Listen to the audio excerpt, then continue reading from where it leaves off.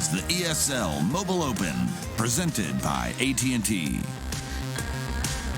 Hello and welcome, ladies and gentlemen, to another week. We're back with the playoffs for the ESL Mobile Open Season 3. My name is Paul and Verum Toddkill, but you probably know that because you've seen this show before. But you might not know this face here in the world of Clash of Clans. Joining us from our alternate reality, the world of Clash Royale, it's Rich Slayton. How you doing, man? I am fantastic. So excited to be here. I don't dip my toe into the Clash of Clans waters that often, but getting to do it with you here for this great event, I am really excited. Yeah, we're glad to have you here. Obviously, you know, you're really familiar with this whole Clash universe, so we thought we'd bring you in to help out because we're getting down to our final few teams, our final few games. We'll get into that in a second, though, because if you're just joining us, you're like, wait a second, this is the ESL Mobile Open. What is this all about? It's basically an opportunity for you to get involved in the world of esports, particularly in mobile gaming. We have multiple games across multiple seasons, multiple opportunities for you to compete, and it's open to anybody in North America because there's over 200 million mobile gamers in the United States. Mobile gaming is massive. That's what I work in as well, of course, with Clash Royale. It's the fastest growing esports arena in the entire world, and it's big overseas, big here, and only getting bigger. Oh, yeah. I mean, we had over 320,000 people compete in the Mobile Open so far. That is absolutely crazy. Wild. We have 32 Clash of Clans teams make it to our playoffs this season, but only two teams will make it to our live finals at DreamHack Atlanta. You're pretty familiar with those live finals environments. Ooh. What's it like being there in those arenas? What does it mean to those players to get there? I mean, it's huge. It's so different. You know, you might be fantastic playing at home in the comfort of your room, your couch, the way you normally position, the way your lights are, the proper temperature, a live arena with people viewing. It's different. There is a live tilt. There's a live, they call it a live nerf that happens when you play on a big stage like that. So excited to see these teams who play so well through this tournament, how they handle being under the bright lights and cameras. Oh, yeah, because, I mean, we just came off the stage at the Barclays Center at ESL 1 New York. You talk about the land nerfs. I think we saw some land buff, too, coming on in because some of those players went absolutely clutch. We're throwing a lot of information at you, though. I get it. It can be a little bit confusing, but that's okay. We've got a format video to tell you all about the Mobile Open.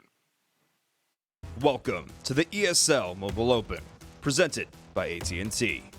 Gamers from across North America will compete in various mobile titles to secure their place on the largest esports stages, and for their share of over $350,000. Anyone can play online to earn points during the open qualifiers. From there, players will advance to the closed qualifiers, where top players will compete to advance into the playoffs. The playoffs will whittle down the field to our few remaining contenders, with the very best securing their place at the live finals. The finalists for Season 3 will win a trip to DreamHack Atlanta to compete on the main stage of one of the world's largest esports events. These games will be broadcast for the community to watch, learn, and root for their favorite players. The ESL Mobile Open will run year-round across 3 seasons, each culminating with a major LAN event, with more prizes up for grabs. This is the ESL Mobile Open, where everybody can be somebody.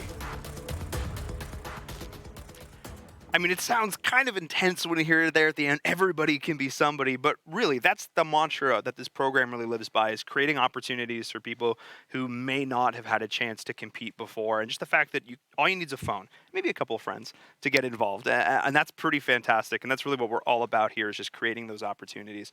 You know, when we talk about creating opportunities, it means to be open and inclusive to everybody, which is why we're very happy to have AnyKey on board this season, really profiling the Good Luck Have Fun pledge that we just launched. We'll talk about it more later on in the show. I've mentioned it before, but just keep an eye out. When I say GLHF, keep an ear out. But Rich, let's talk about the games. Let's take a look at our schedule for the day, because you're excited to watch some Clash of Clans, I know. It's going to be fun. It's really exciting. I mean, I'm a Clash Royale guy coming into Clash of Clans. It's been a while, but it's a wild tournament. And I actually know some of these teams. That's how big and how talented some of these squads are. We're going to open up with our first round and into our semifinals afterwards.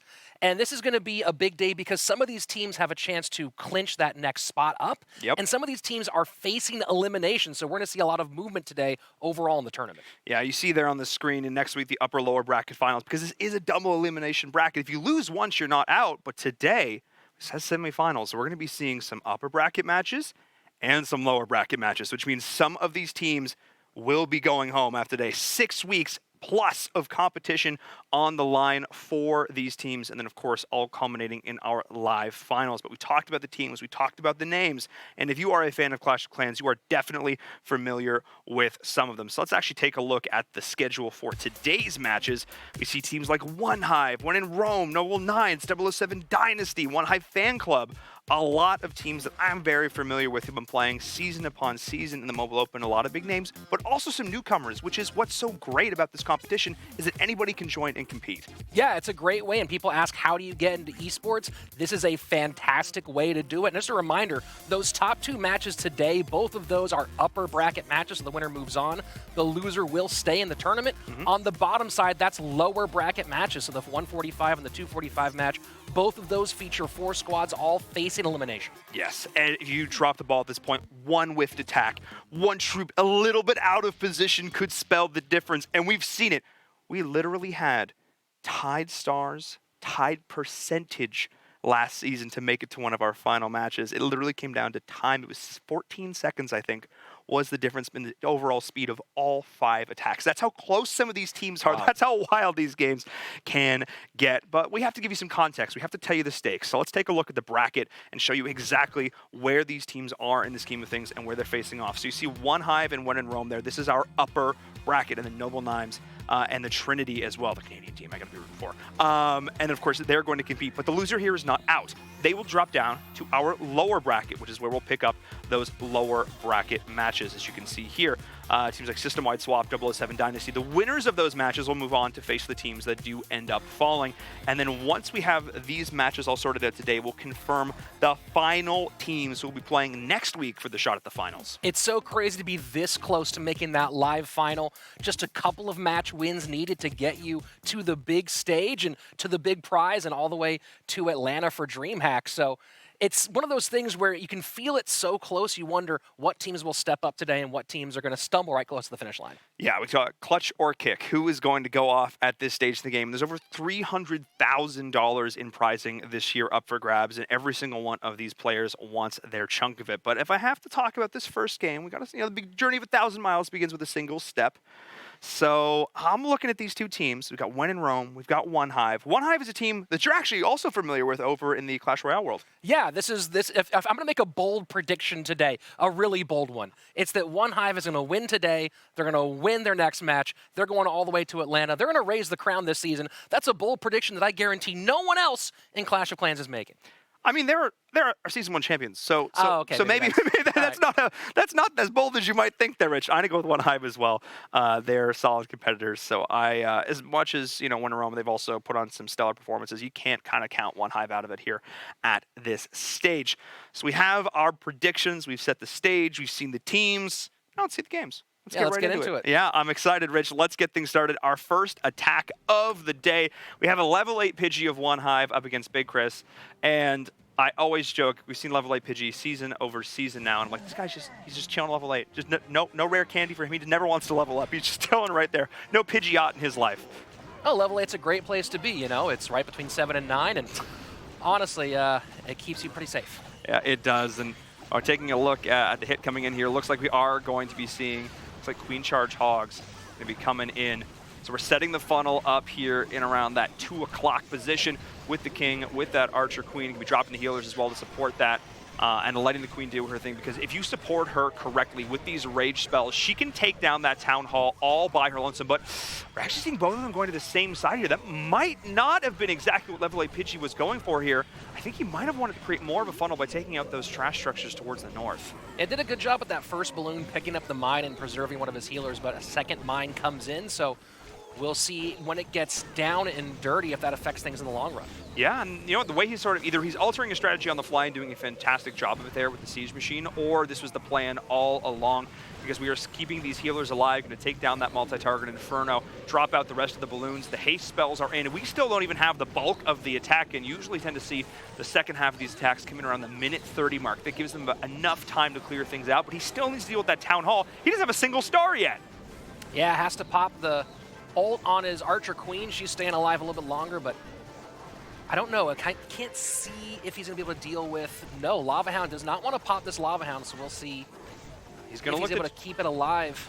Well, I mean, the Lava Hound here coming out from the CC does have the poison to try and deal with that, those pups, the rage spell there as well, but we have to deal. There's the one miner. So the miner is going to go in, it's going to activate the town hall so that all the hog riders can actually attack it. That's super important because it wouldn't actually have activated yet. We haven't hit that 50% mark, and there the rest of the Teslas, the traps coming on in. But having the Eternal Tome from the Grand Warden to deny the damage is huge, and now those are a lot of hogs. Yeah, easy 2-star for level 8 Pidgey, but we'll see if he can add on enough. Of course, first tiebreaker is going to be that percentage.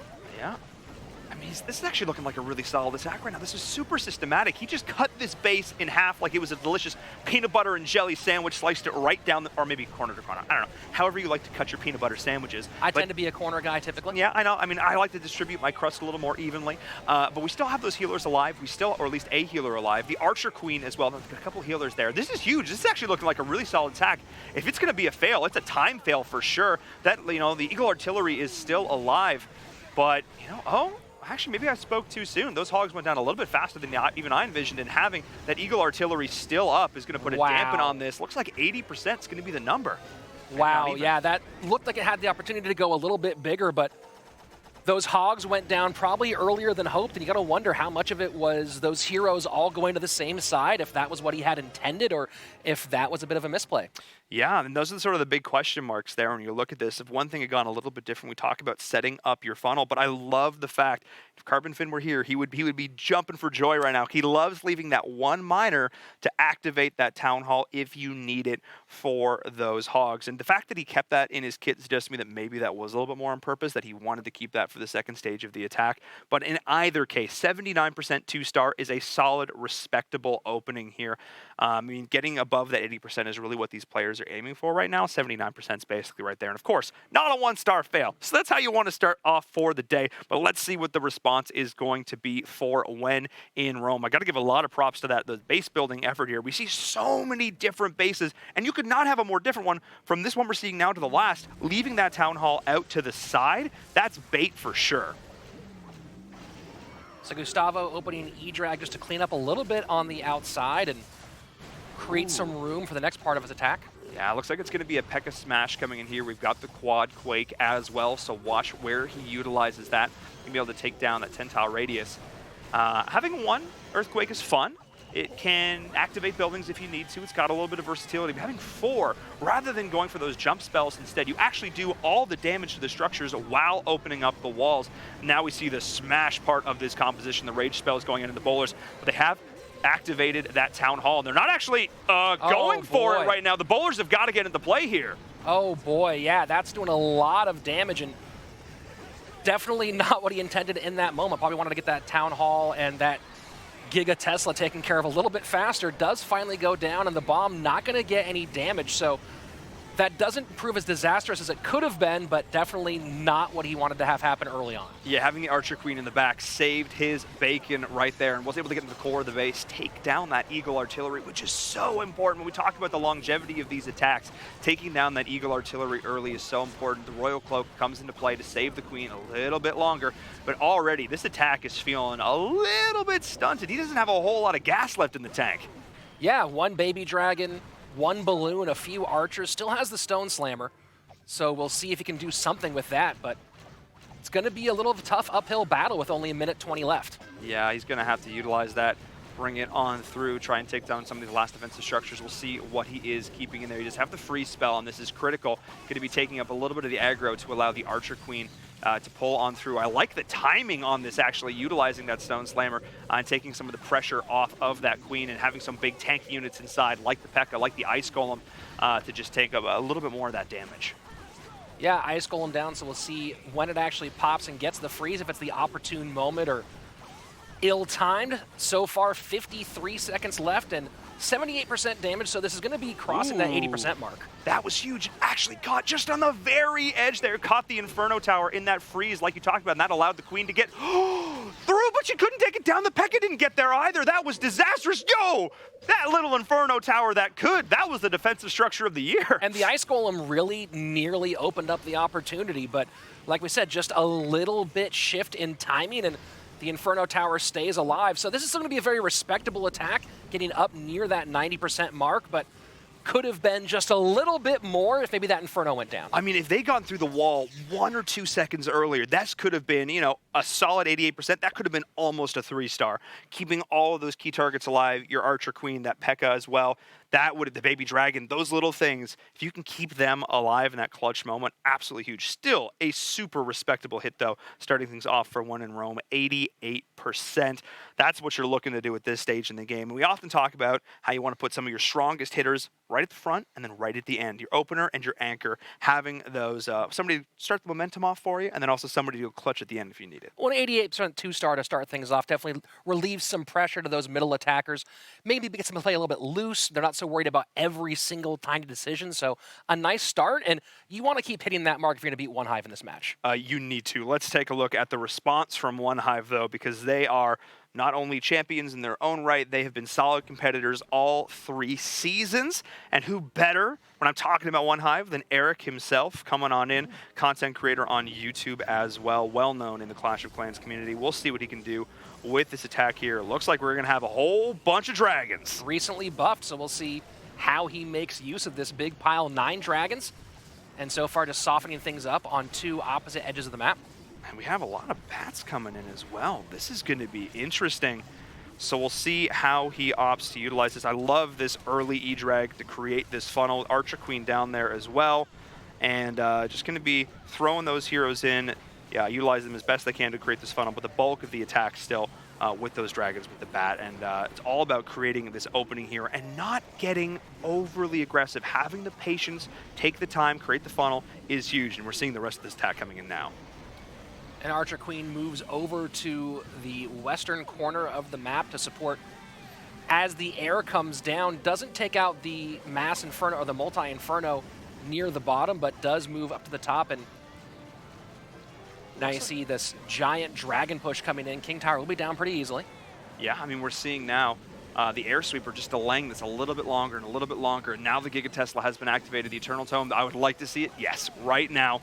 Preempt a little bit of that damage. You have 7 seconds of invulnerability with that, so you need to take advantage of it. You need to get down this air sweeper because it has been so annoying, perfectly positioned to slow down these aerial attacks. But we still have the raged up dragons in the center of the base. They are doing work. They are angry.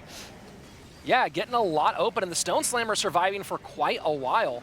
And here we go from the top. Bats starting to come in and get a lot of damage early on. That freeze hopefully will help a little bit longer. Bats get to the Mass Inferno, and you see a second freeze down to make enough room. That is absolutely huge. You need to shut down that multi-target Inferno. That is massive. The anti-air will be quick to finish that one up, though. Bats, one of those kind of hit and miss sort of swing spells.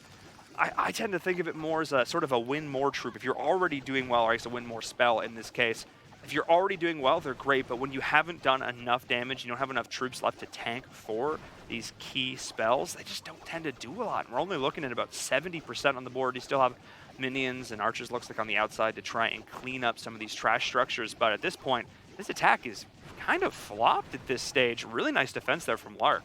Yeah, kind of surprising for these first 2 attacks out from One Hive, both going to be under the 80% mark. Most likely, yeah, this is pretty sure going to be under the 80% mark. Not the start they were looking for at this stage in the tournament.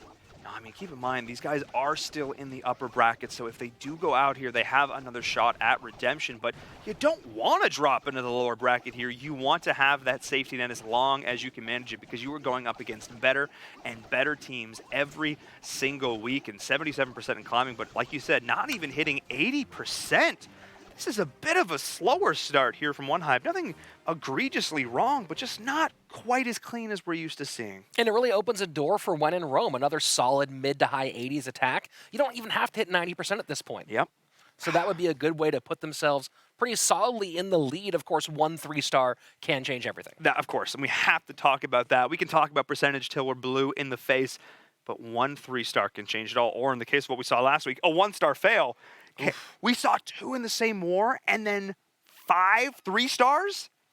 That was a roller coaster of emotion. Yeah, absolutely. That sounds almost impossible for it to happen. It was absolutely wild. It was crazy, back and forth between all those different teams.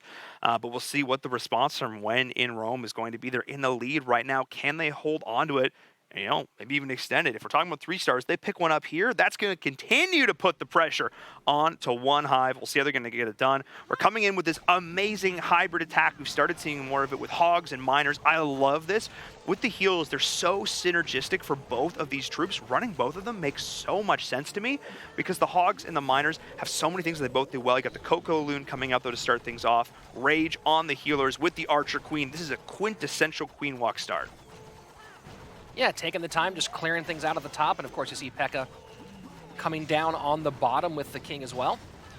An interesting usage. We're going to drop the Stone Slammer a little bit earlier here. So that is an interesting adaptation coming in from, it's either D-Grizzard, DG Rizzard, DGR Izzard. I don't know. The Grizzard. The Grizzard. We're going to go with that. I like it. The confidence.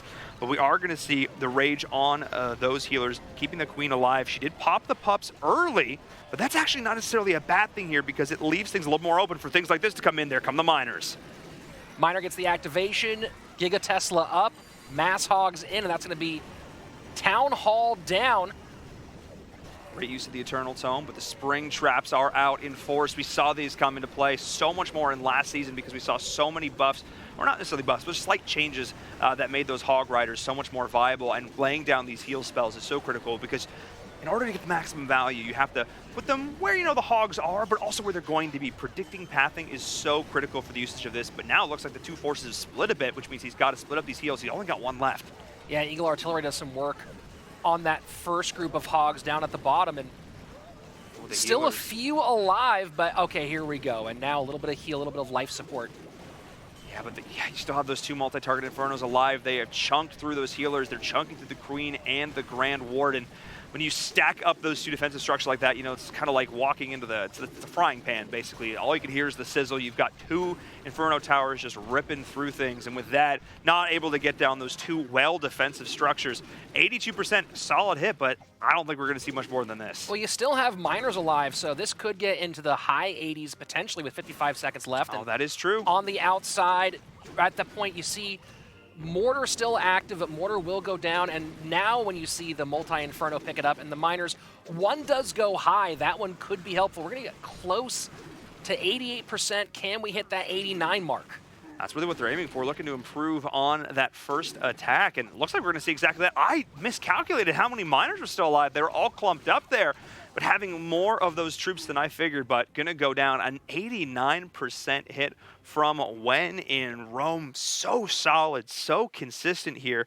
Those are the kind of hits you want to see. Yeah, that was big, and it was the Miners that really made the difference at the end. You know, they stayed alive while everything was getting taken care of on top. They went under and got that little bit extra, and when the attack seemed like it was done at around 83, 84%, they added some very, very critical points at this stage. Yes, we cannot understate every single percent matters. These games at this level are so close. Again, we literally came down to tied stars, tied percentage last season. It can really be that close. So 88 and 89 when in Rome, feeling they found the map. They're good to go. They've got their day trips planned out. We're going to the Coliseum. We're gonna, look, it's going to be good, all right? Let's see, though, what one Hive can do to respond. Did they shake the nest a little bit? Let's see, because we need them to step up. They've only got 3 attacks left. Yeah, that's not much. So let's jump into attack number 3 for one Hive. And it's going to be Chubbs. Fantastic name, by the way. I judge most players by their IGN. 100%. That is the call here. Looks like we're going to be seeing a P.E.K.K.A. smash coming on through. We've got P.E.K.K.A's got those bowlers. Start things off, creating the funnel with the E-Drag. We'll see the heroes go down as well. Start things off with the Queen Walk that we're so used to seeing here. Seeing kind of a little more diversity and strategy overall, but something like this is just such a tried and true. Everybody's comfortable with it. You lay down your jump spells to get yourselves into those key compartments.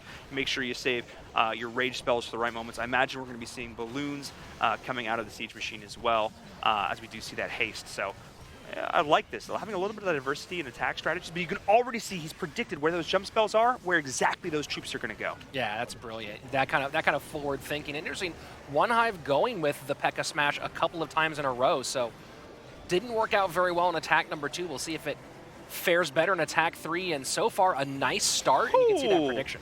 And you see the timing on that Eternal Tome, the Grand Warden ability, right before the barrage from the Eagle Artillery was going to come down, maximizing the value on that, and now everything is going into the core of this base. just trying to get as much value as you can while you've got all your troops stacked together, getting the maximum value out of that life aura, and you still have a freeze spell. You still have the haste. Keep an eye on the siege machine up there in the top left of your screen. We're going to get those balloons rocking and rolling here. There's the freeze, but oh, not going after that air defense. Juking left when they should have gone right. And the mines do a lot of damage to those balloons. They are staying up. Now they get closer to the Grand Warden. A little bit of help. This is going to end up being a fairly solid attack, but that one turn from the balloons could have changed a lot. Yeah, I mean, just taking down that last little... I mean, it's not the end of the world here. They were still able to do quite a bit of work, and you still got a little clump of troops down here at the bottom, but the Grand Warden's going to fall. The Queen is doing some work, but she's stuck behind that wall. Yeah, we're going to see a mid-80s attack here coming out from Chubbs of One Hive. Definitely the best attack his team has put forward today, but there hasn't really been any attack here that we've seen so far. I'm like, yeah, that could have possibly one-starred. It seems like when you've reached this level of play, because I talked about this, every time you see a good attack go wrong, it also means there was a good base built right. Sure, and you're seeing this is so far the attack of the day, already passing 93%. So we're going to at least hit 96, it looks like, and there we go, 97. This is getting really close. 30 seconds left. That's enough time, potentially. Keeping the heroes alive. I may have spoken too soon. The P.E.K.K.A does so much damage. This is going to be a 3-star. Absolutely. P.E.K.K.A staying on her feet. Does go down with 18 seconds left. 99. Can Chubbs get that last building down? And there you have the first 3-star of the day. I'm like, oh, I don't know. I don't think any of these attacks have really been like, I don't know, maybe you see a 3-star. But then when you keep your Barb King, your Archqueen alive to the very end, and you actually have one P.E.K.K.A that's still got a bunch of HP that I don't see, one P.E.K.K.A gets it done. And I think was the thing, though, is having the two-pronged attack going on through the smash, and then having those balloons to clear up those last defensive structures. It looked like there was still a decent amount left on the map, but all the defenses were gone. They just had to clear up trash structures around the outside, and that was huge. And because really only the defenses were left were air defense, your Queen could just walk right on through that and take those down. So with that, One Hive pulled themselves ahead, almost even in total percentage, and now ahead in stars, which means when in Rome, they need to pull a clutch 3. Yeah, one big 3 changed everything. Now puts When in Rome on the back foot. And it was how deep the smash penetrated very, very quickly, very, very early, suddenly spread out. And what looked like it could have been trouble when those balloons didn't go, as you said, the air defenses had nothing left to defend against. Big change. Oh, I mean, absolutely huge. But here's the thing, though. If When in Rome is able to tie this up, One Hive is still going to play the percentage game because they'll still be behind. So this is crazy, but this is still a big if. This is still a big ask. Let's see if When in Rome can get it done. They're now the ones with the pressure on. The onus is on them to pull off the clutch 3. Can they do it here? Let's find out. They only have a few hits left to get it done. And once again, the Dragons are making their appearance. We're going to just be seeing Sweet Mass Drag, it looks like, and I don't mind this at all. The Dragons have been super consistent if you know how to play them right. They're one of these sort of strategies that people used to play and then kind of fell out of favor as the meta shifted a little bit, but now they're coming back in a big way, and you just have to drop a ton of Dragons. It's not the most complicated strategy that's ever lived. Yeah, that's one of the nice things about Dragons is they do a lot of damage, they stay on the board a long time, and they don't create a lot of decision-making for you. It's a very basic, very simple attack plan that you go with. Yeah, we're seeing it just drop in the rage, activated the Town Hall. We're going to have the Eternal Tome, easy peasy, as it were. And now the next big target, of course, we've got those multi-target Infernos, and we have to deal with the Eagle Artillery. You got to get into the center of the space because the longer that Eagle stays alive, the harder your life becomes. And then we have the Bat Bomb as well happening over on the right-hand side, chaining up those freezes, needing to take down that Wizard Tower. That is absolutely crucial, and they get it done.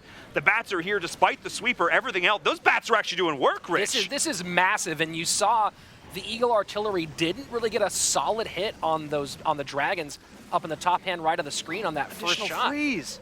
Yo, this is huge. This is the best usage of bats I've ever seen. You called it. The Eagle Artillery didn't get the job done that it needed to do, and he used the bats early enough that he still had troops on the board to help support them. This is how I love to see bats used, and I think we might see another 3 back to back here, Rich. This is a dominant 3, too. This wasn't Insane. one we were sitting there going, will that happen? Could it happen? This was just a simple, clean attack, and you know, we were talking about how this isn't a super complicated attack strategy. it was used very, very well. It's clean. There was good decision making, and of course, the Eagle Artillery not getting those big shots was important. I see. So the way this attack becomes a lot more complicated is when you use the bat bomb like that, because that requires a lot more skill to execute that. Chaining your freezes perfectly, so you keep the crowd control lined up. So there's the way you chain it, the overlap is perfect. You don't leave any opportunities for one wizard to get one rogue fireball off and melt all your bats. Yeah, because we've seen it happen. But today, that was wild. I asked a question, can you respond? And they do it instantly. It's taking what could have been a very simple strategy and executing it perfectly, putting their own spin on it, not using the bat wave, saying, no, we're going to go all in with this right now. We're going to smack those bats. And I love to see it there from When in Rome. And now they are 7% ahead, tied in stars. All the good work One Hive just did, it's negated. Back to square one. Well, not square one, but they're close. And that hurts a lot. You're One Hive. You're like, we got a big 3-star out. This is massive. Puts us in the lead. Kind of feels some breathing room. And suddenly, the immediate 3-star response, the amount of pressure right now on the 4th man up for One Hive has to be huge. It is. Let's take a look at this next attack. They have got to step up. And we talk about 3 stars that make it in just under the wire. That was not that 3-star. That was a minute 30 absolute domination. He rolled through that base like I have almost never seen. That may have been one of our fastest attacks we have ever seen here in the ESL Mobile Open. And now we're going to change things up once again. Got that quad quake that I love to talk about. I love seeing more of these in the meta. It's just so fun to watch you just open up one entire section of the map. Yeah, all 4 will definitely get some work done. You see the Queen going for an early walk, and now King down as well with a pack of bowlers behind. So we'll see what direction the Queen goes in right here. See if she does opt to go up towards the right. Yes, and there's the quad quake, opening things up, activating the town hall, going on through. They got to get the bowlers in line, though. An early Eternal Tome. Let's see if it goes back to bite them here. Ooh, they did take a little bit of additional damage that maybe didn't necessarily need to. I understand the thought process, though, wanting to try and deny as much damage from the Giga Tesla as possible. But a lot of troops in the core of this base are already going down. Yeah, this attack kind of got eaten alive on the front end, but we've seen some people come back pretty heavy so far today. Balloons drop out of the stone slammer, and looks like they will not get hit. The Eagle Artillery goes up to the top instead. Yeah, but the Eagle Artillery's still alive. Those balloons got a couple of defensive structures, but that's about it. And Queen getting caught up on this Lava Hound, taking so much damage, forced to already pop the Royal Cloak. And we're barely going to see the 2nd star, Rich. This is going to be a very low-scoring 2-star hit, depending on how much. Well, actually, do the peck on the outside there, but still not the 90%, and certainly not the 3-star that One Hive was hoping for.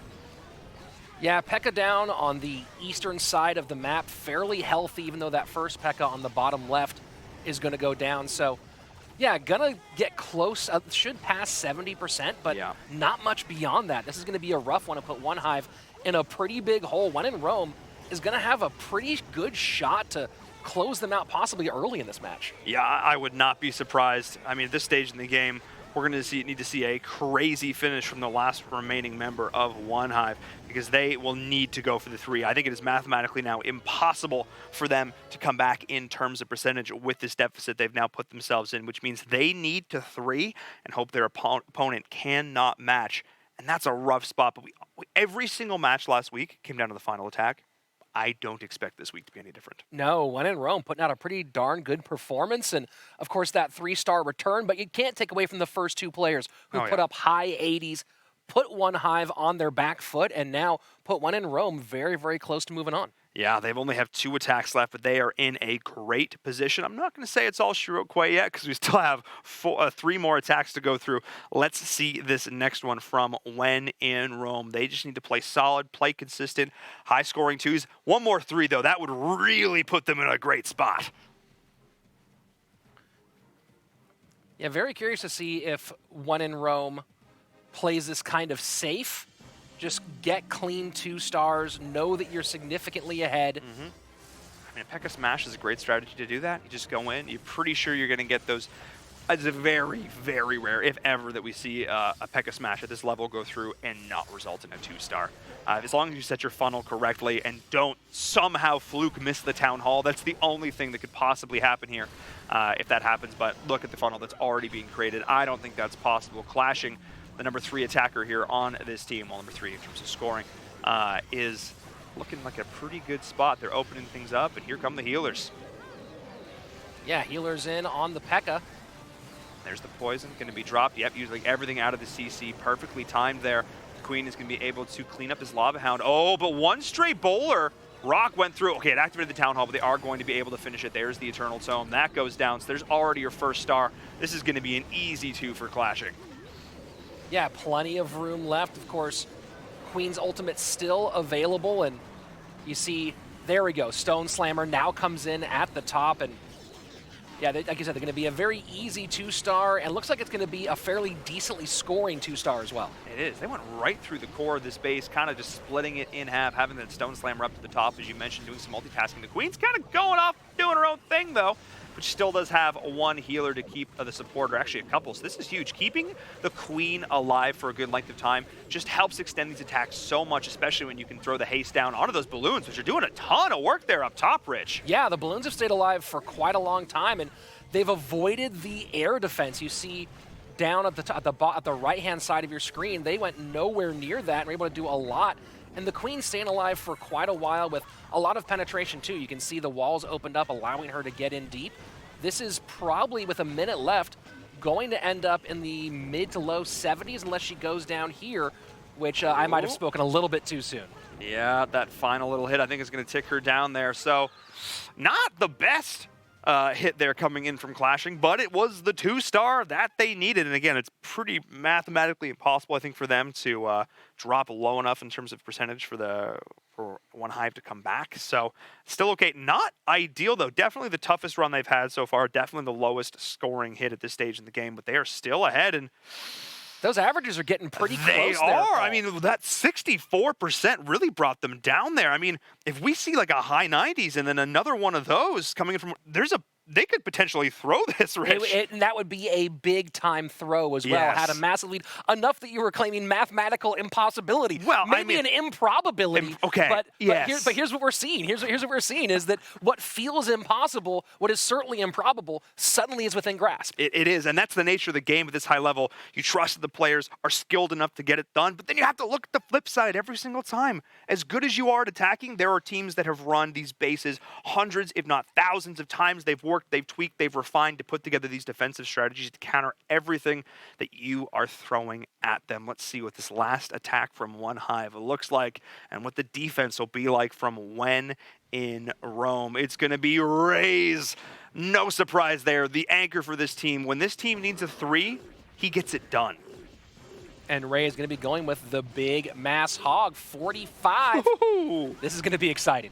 That is a whole lot of bacon.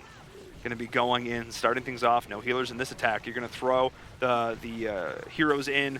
Just going to sacrifice them on the Town Hall. Try and take that one down. Have the King tank up here for the Queen. Try and get that first star, and then let the Hogs just go to town. That is the goal of the start of this hit, but they really, really would like to take down that Town Hall. Yeah, we'll see if they can get it out quickly. The Giga Tesla is out and There we are. goes down very, very fast. Dragon's coming out of the CC. Yeah, poison, though, is there to counter that. Having that one poison just to deal with this makes life so much easier. And not seeing the Lava Hound to really slow things up, which means that it's open season for these Hogs, the Grand Warden as well. Now, for me, the question becomes, when does he use that Eternal Tome? Does he use it early? Does he use it a little bit later? I like to tend to use it a little bit earlier, especially in situations like this where we're seeing the overlap from these multi-target Infernos. He's using all these heals and the freeze spell as well, shutting down that Eagle Artillery. Yeah, those Hogs still very healthy. Stone Slammer in from the eastern corner.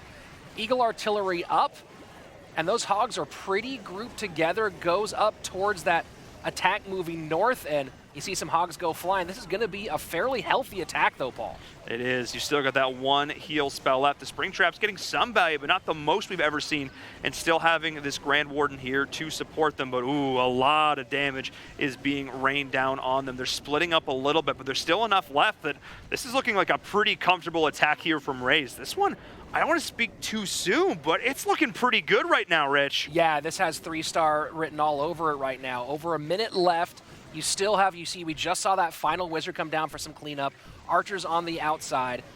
Yeah, that's going to be a 3 crown exactly when one Hive needed it. I mean, this is why they put Rays in on the anchor.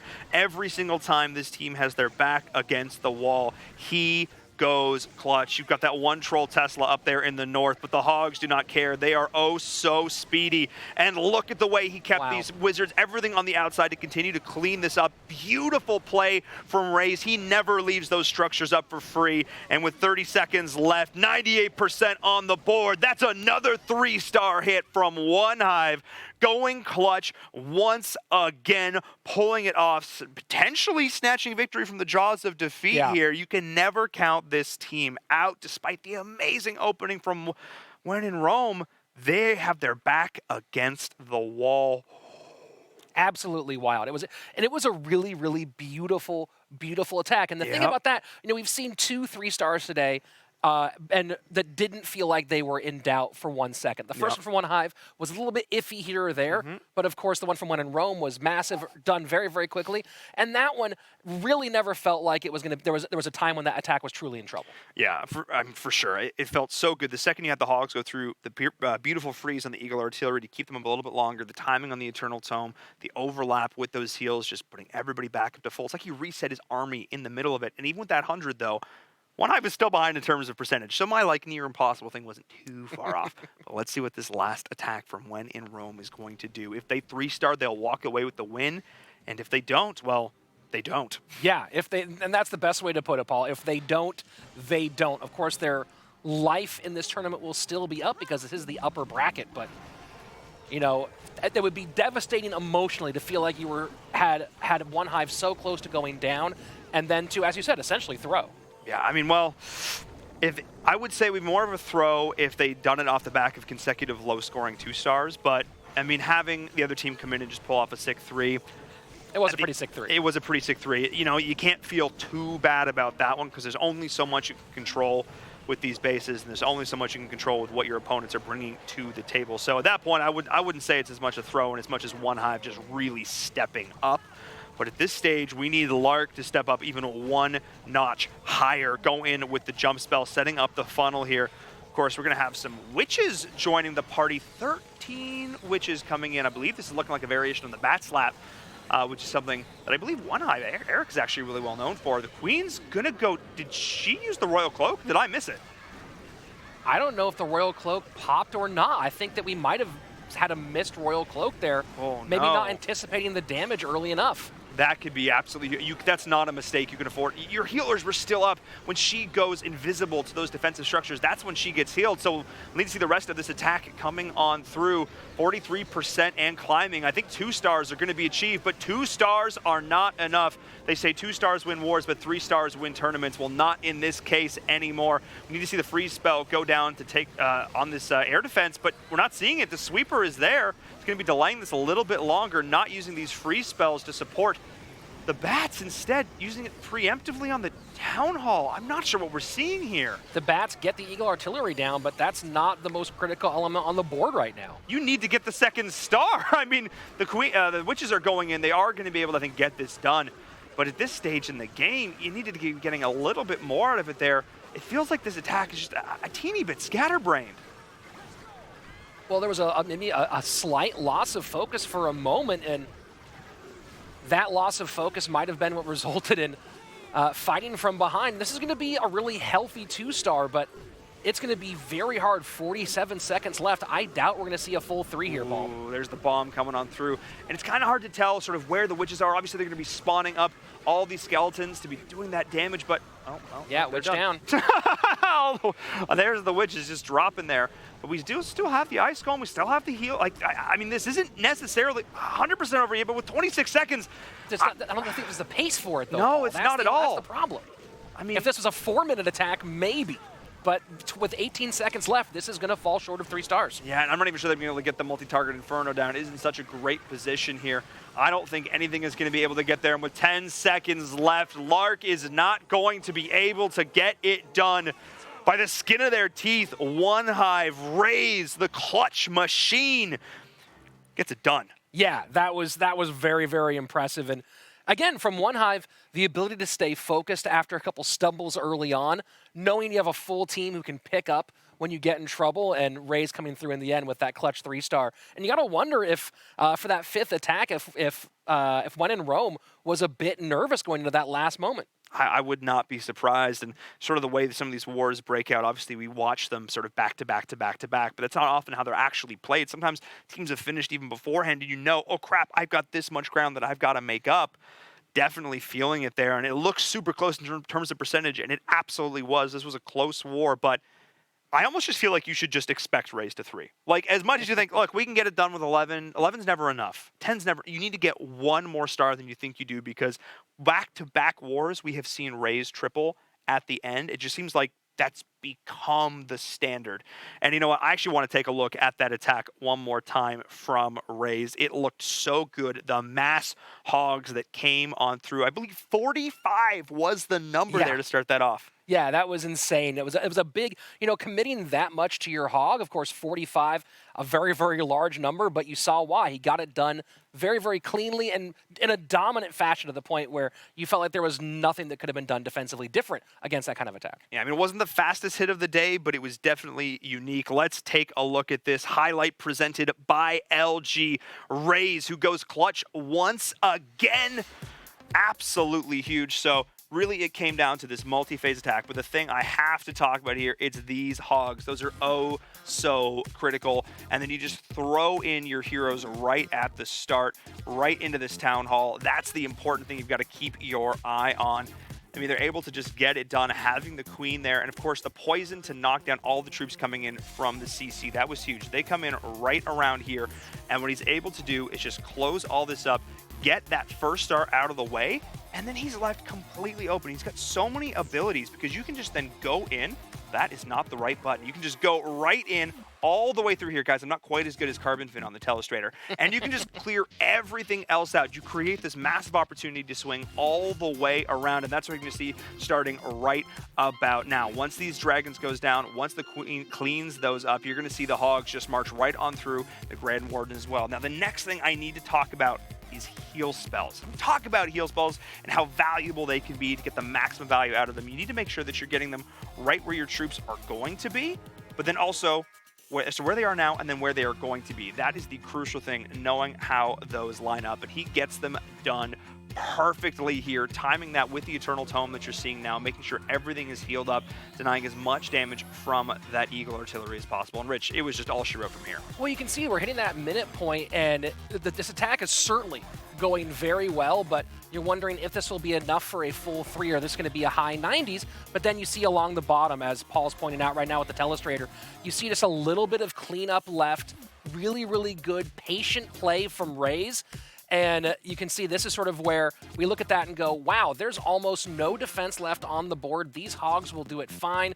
And then a little bit of DPS on the outsides will be plenty with 40 seconds left to get that full 3. I just love the commitment. Raze does this every time. He always leaves some troop slots up to throw things like wizards and archers in at the end so we can clean up those trash structures. He never gets caught out by a time fail because of that. And some people are nervous about that. They want to make sure that they're going full on those defensive structures, but Raze making a good call here, saving a little bit for the end, and that 3-star, that's what clutched it for One Hive. Yeah, I mean, it was absolutely clutch. At this point, I don't know why I doubt it. We both picked One Hive to come out as the victors. I don't know why. There was a real moment there where I was like, wait, is One in Rome about to take them down? Like, already, we've seen One in Rome go clutch, perform really well season over season, but he can't deny the power of Raze there at the end. It's absolutely fantastic. And of course, we'd be able to see all these cool and awesome attacks without AT&T, the presenting partner of the ESL Mobile Open, helping to make all this possible, giving us the opportunity to put on a tournament where we can see sick plays like that. So thank you so much to AT&T helping to build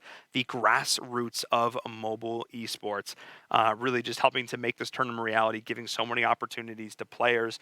I mean, it's just, especially for Clash of Clans esports, great time right between World Cup, between Mobile Open. There's so many opportunities to play and to compete. So thank you so much to AT&T. Now, before we hop on to a break, I need to remind you, there's a thing called the Good Luck Have Fun Pledge. If you're interested in learning a little bit more, !GLHF in the chat. I'll talk about it a little bit more after the break, but just, a little primer, just throwing it out there, talking about it. And of course, social media, we know it's important. Yeah, you should go on Twitter and tweet at us Yes. about the action that you saw today. Follow us at ESL Clash of Clans and go ahead and jump in the conversation. Tell us what you're running right now. Are you going mass hogs or you going dragons with the recent buff? What are you playing when you're going into your wars? Not mass air. Definitely, I like miners. I'm gonna be honest. You're all about miners? I like the versatility of the troop. I'm just saying. I like the helmets. Yeah, They're pretty cool. fashionable. The little lights. I can't go wrong. Yeah. Yeah. And of course, be sure to hit the follow and subscribe. Miners would hit the follow button. They seem like nice people, right? That's how they typically follow a path, and that path goes right to the subscribe button. Yes, Twitch or YouTube. Be sure to hit the button on the streaming platform you're watching this right now, so you can keep up to date with all of the gameplay. In case you missed stuff, you want to go back and watch the VODs later. Be sure to check that one out. And of course, we have another amazing war coming up next. We got Noble Nines. We got the Trinity up next. You do not want to miss it. We're gonna hop on a short break. We'll see you just after this.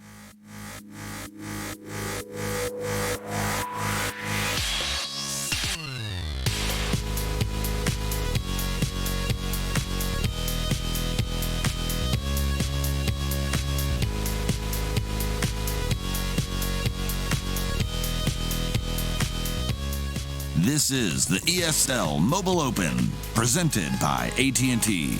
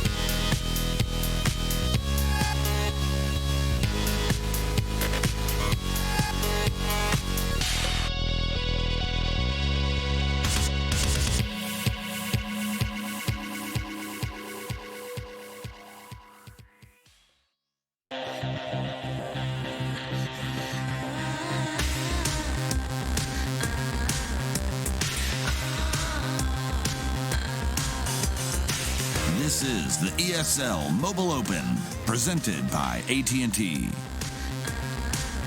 Hello and welcome back to the ESL Mobile Open Season 3 playoffs. I'm in Verum. That's Rich Slayton joining us on the couch today.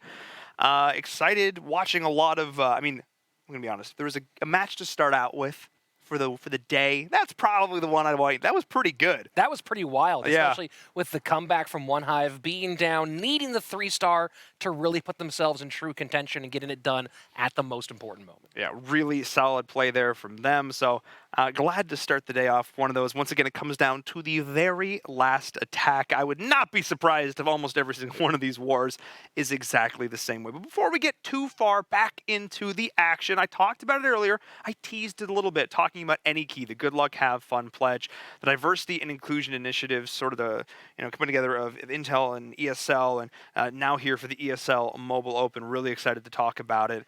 Is this opportunity for you to step up and say, I am going to be a better online digital citizen. I am going to take a stand against toxicity. I'm going to take a stand, be someone who is a champion of diversity and inclusion in gaming and esports. Because there's like a lot of people who want to get involved and just don't feel comfortable, and that feels bad.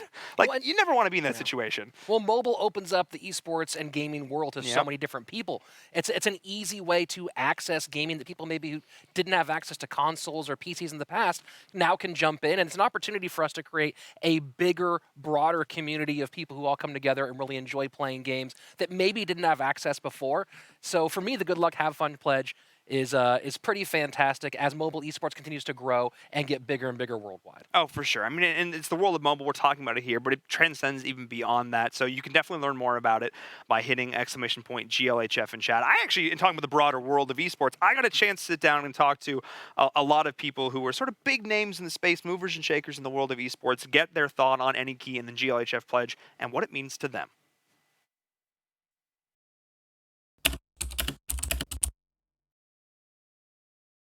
Hi, my name is D1 Ala Mengret. Hi, my name is Sue Lee. My handle is Smix. My name is Jordan Gilbert, aka Nothing. My name is Bill Carter. My handle is Jump. My name is Christopher Michaels, better known as Monte Cristo. Hey guys, I'm Michelle Morrow, and I'm on-camera talent for both esports and the world of entertainment. I think it's important that people are made aware that their behavior is not acceptable if you're going to throw out bigoted terms or target somebody for that kind of harassment. So dealing with toxicity, even just on a normal day-to-day basis, when I game, I just like to be sort of an anonymous gamer, and to this day, I am scared to use my mic. I think that anytime you can sit someone down that has a negative mindset or has a sense of toxicity, think about who you're affecting. If I had the ability to confront a troll face-to-face, they would not be the keyboard warrior that they are inside of the game. The GLHF pledge is super important. Anything that's encouraging people to promote positivity, to promote understanding, to promote sympathy. It's cool to see that people are going above and beyond to be a voice for those from a community that may not be as well represented in gaming. You do matter. GLHF. GLHF. GLHF. GLHF. GLHF. Good luck. Have fun.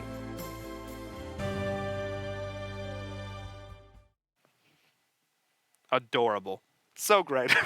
Yeah, look, all these different people who are very important in the esports world come together for one very important message, which is be cool to other people. You want people to be nice to you, be nice to them, and that's a really simple way just to make your overall gaming and esports experience a whole lot better. We all play to have fun. Look, you might play to get some dubs, you might play to rack up some numbers, but in the end, you play because it makes you happy. So make others happy as well. Good luck, have fun. I love it. Thank you, Rich. Yes, I couldn't be cool to one another. I love it. Taking a little Bill and Ted's little nod there. Doesn't mean a little BM is the worst thing in the world, but good-natured. Yes, exactly. All right. We've talked about the Good Luck Have Fun pledge. If you're interested in signing it, hopefully you go and do so.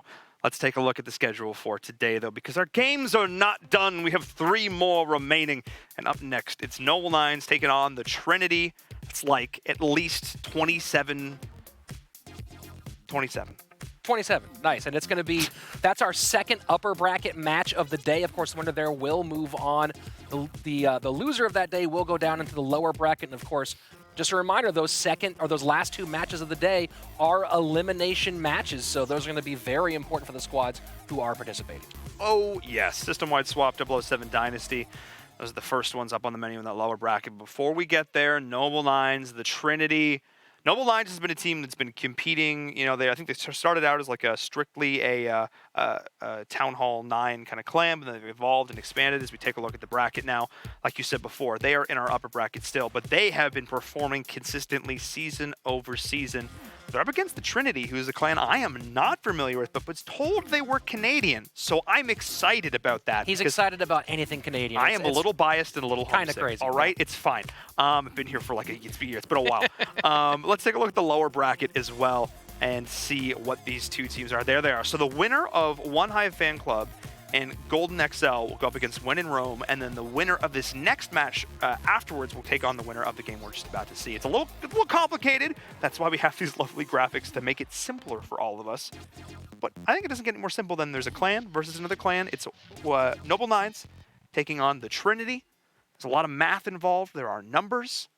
And both of these squads are 2 match wins away from going to Atlanta. So that's massive. You know, a lot on the line for them. And of course, falling down doesn't just put you further from Atlanta, doesn't put you on elimination, but also makes that journey a little bit longer, which is more challenging as well. Of course. So I have to ask for predictions now. I'm going to go with the Trinity because they've gotten this far, which means they're probably pretty good, and bias. So I like the 3 for E. So I would go for the Trinity, but just to make things interesting and to give it to my friend here, I'm going to root for the non-Canadians. Do it. He's going to go Noble Nines, who are probably the favorites in this matchup, but that's okay. Bold prediction here, Noble Nines will win this. There you go. All right, well, I like it. We're going to find out. I always do this to Carbon all the time. He'll like pick the other team that he does just to make it interesting. Sure. And then I went perfect on the last run. Ooh, felt real good. All right, let's get into the first attack here in this next war. See if I can keep my win streak alive. And both of these teams are looking to keep their win streaks alive as well. It is Aska from Noble Nines looking to come on out here. We've got some dragons.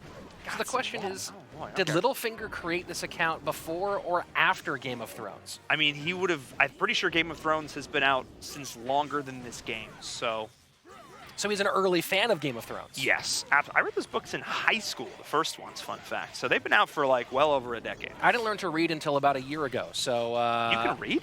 Yeah, it's not great. It goes very slowly. It makes prescriptions a challenge for me, but other than that, yeah. I mean, totally fine. When in life do you really? No, it's fine. But taking a look at this, though, we're going to be seeing those E-Drags come on in, this mass air strategy. Lots of free spells. They've got the poison to deal with the CC, but it's getting in and taking down this Town Hall that's so important, and that's the Queen's job at this point. She is lined up poised and ready to get it done. And you see the beginning of this air attack in the top corner of the screen. First E-Drag down, Town Hall out of the way, and Archer Queen taking a lot of damage. That's a lone rage for one E-Drag. I don't know if he meant to drop more. That's interesting. That the rage spell it's doing a lot of work because it does, that increased damage and increased speed, of course, when it has the rage. But I don't know if that's 100% how he meant to do that, because now he only has 3 rage spells left. We'll see what he does with the rest of this attack. This is going to be me showing my ignorance a bit, but a question for you, Paul. Yes. In Clash Royale, misclicks are a real issue. They are. And is it the same thing here in Clash Definitely. of Clans? We have seen players fat finger things, putting things where they don't mean to, dropping the wrong spell, not using a hero ability. That's probably one of the biggest things we saw potentially in that last match, missing the Royal Cloak. Because when you're trying to do all these things at once, you're going back and forth, you're multitasking, you're trying to keep track of all your different troops in all your different directions. Sometimes you miss things. And it's that little bit of human error that can just make these attacks so much more difficult. But something that's not really going wrong right now, it is the bulk of this attack. Still pushing through. Beautiful freeze. Can the Dragon get one more down? Yes, he does. The last chain lightning. And now we see the rest of the balloons. I would expect to see more balloons coming out of this Stone Slammer. But it's a tornado trap. And a solid freeze gets that last air defense off the board. So really the biggest obstacles now are this Mass Inferno, which does go down, and then the Wizard Tower, and with 39 seconds left, it's going to be a tall order to get this all the way to 3, but it's going to be at least a very high 2. I mean, this is honestly one of the more, it's just sort of more solid air attacks I've seen. Just kind of rolled on in. It just sort of went right in the middle. It was, all right, here we go. I'm just going to hit things, and all right. It didn't really seem like there was a, I guess I'm so used to like the raged up, all in P.E.K.K.A smash, let's rock and roll, the speed, the violence, the momentum, but really, it was just a couple of dragons and some balloons. Yeah, can someone buy Asuka a haste spell right now? Nothing left, so it's going to end up being a 90s 2-star attack, but still a very, very nice way to start off. 91% 2 stars in, and a big one to open things up. I mean, you couldn't ask for much more than that off the first one. You know, another 9% maybe. Like, well, look, it was still pretty solid, Rich. Still pretty good for the opening there. 2-star, 91%. Again, we often see these first opening attacks. If you can start things off with a 3, ooh, it just puts your team in such a good position. But still, 91%, super respectable. We'll see what the Trinity can do to respond. I love how many different strategies we've seen so far today, Rich. It seems like every other attack is something a little bit new, a little bit different. Though I may have spoken soon because we're seeing basically the exact same attack. And Asuka on defense, going from offense to D. Linsec in for the Trinity. And as you said, fairly similar construction, although a little different opening this time from Linsec. Yeah, going to be starting things off, creating the funnel on the outside there, not opting to use the Sui Heroes to go in after the Town Hall. Instead, going to be creating the funnel up towards that 3 o'clock position, that eastern edge. So we'll be keeping an eye on how these, again, it's these small variations. A lot of it has to do with personal preference and attack style, the kind of base that you're trying to break down and take through. And here come the dragons, bop, bop, bop, and the balloons quickly to follow. So before we saw the balloons as sort of a multi-phase attack here, this time it's all air all the time, no hesitation, go button. Yeah, very curious, and there you see Stone Slammer in, and gonna try to work its way around the Town Hall, of course being pushed back a little bit, freeze in. Nice.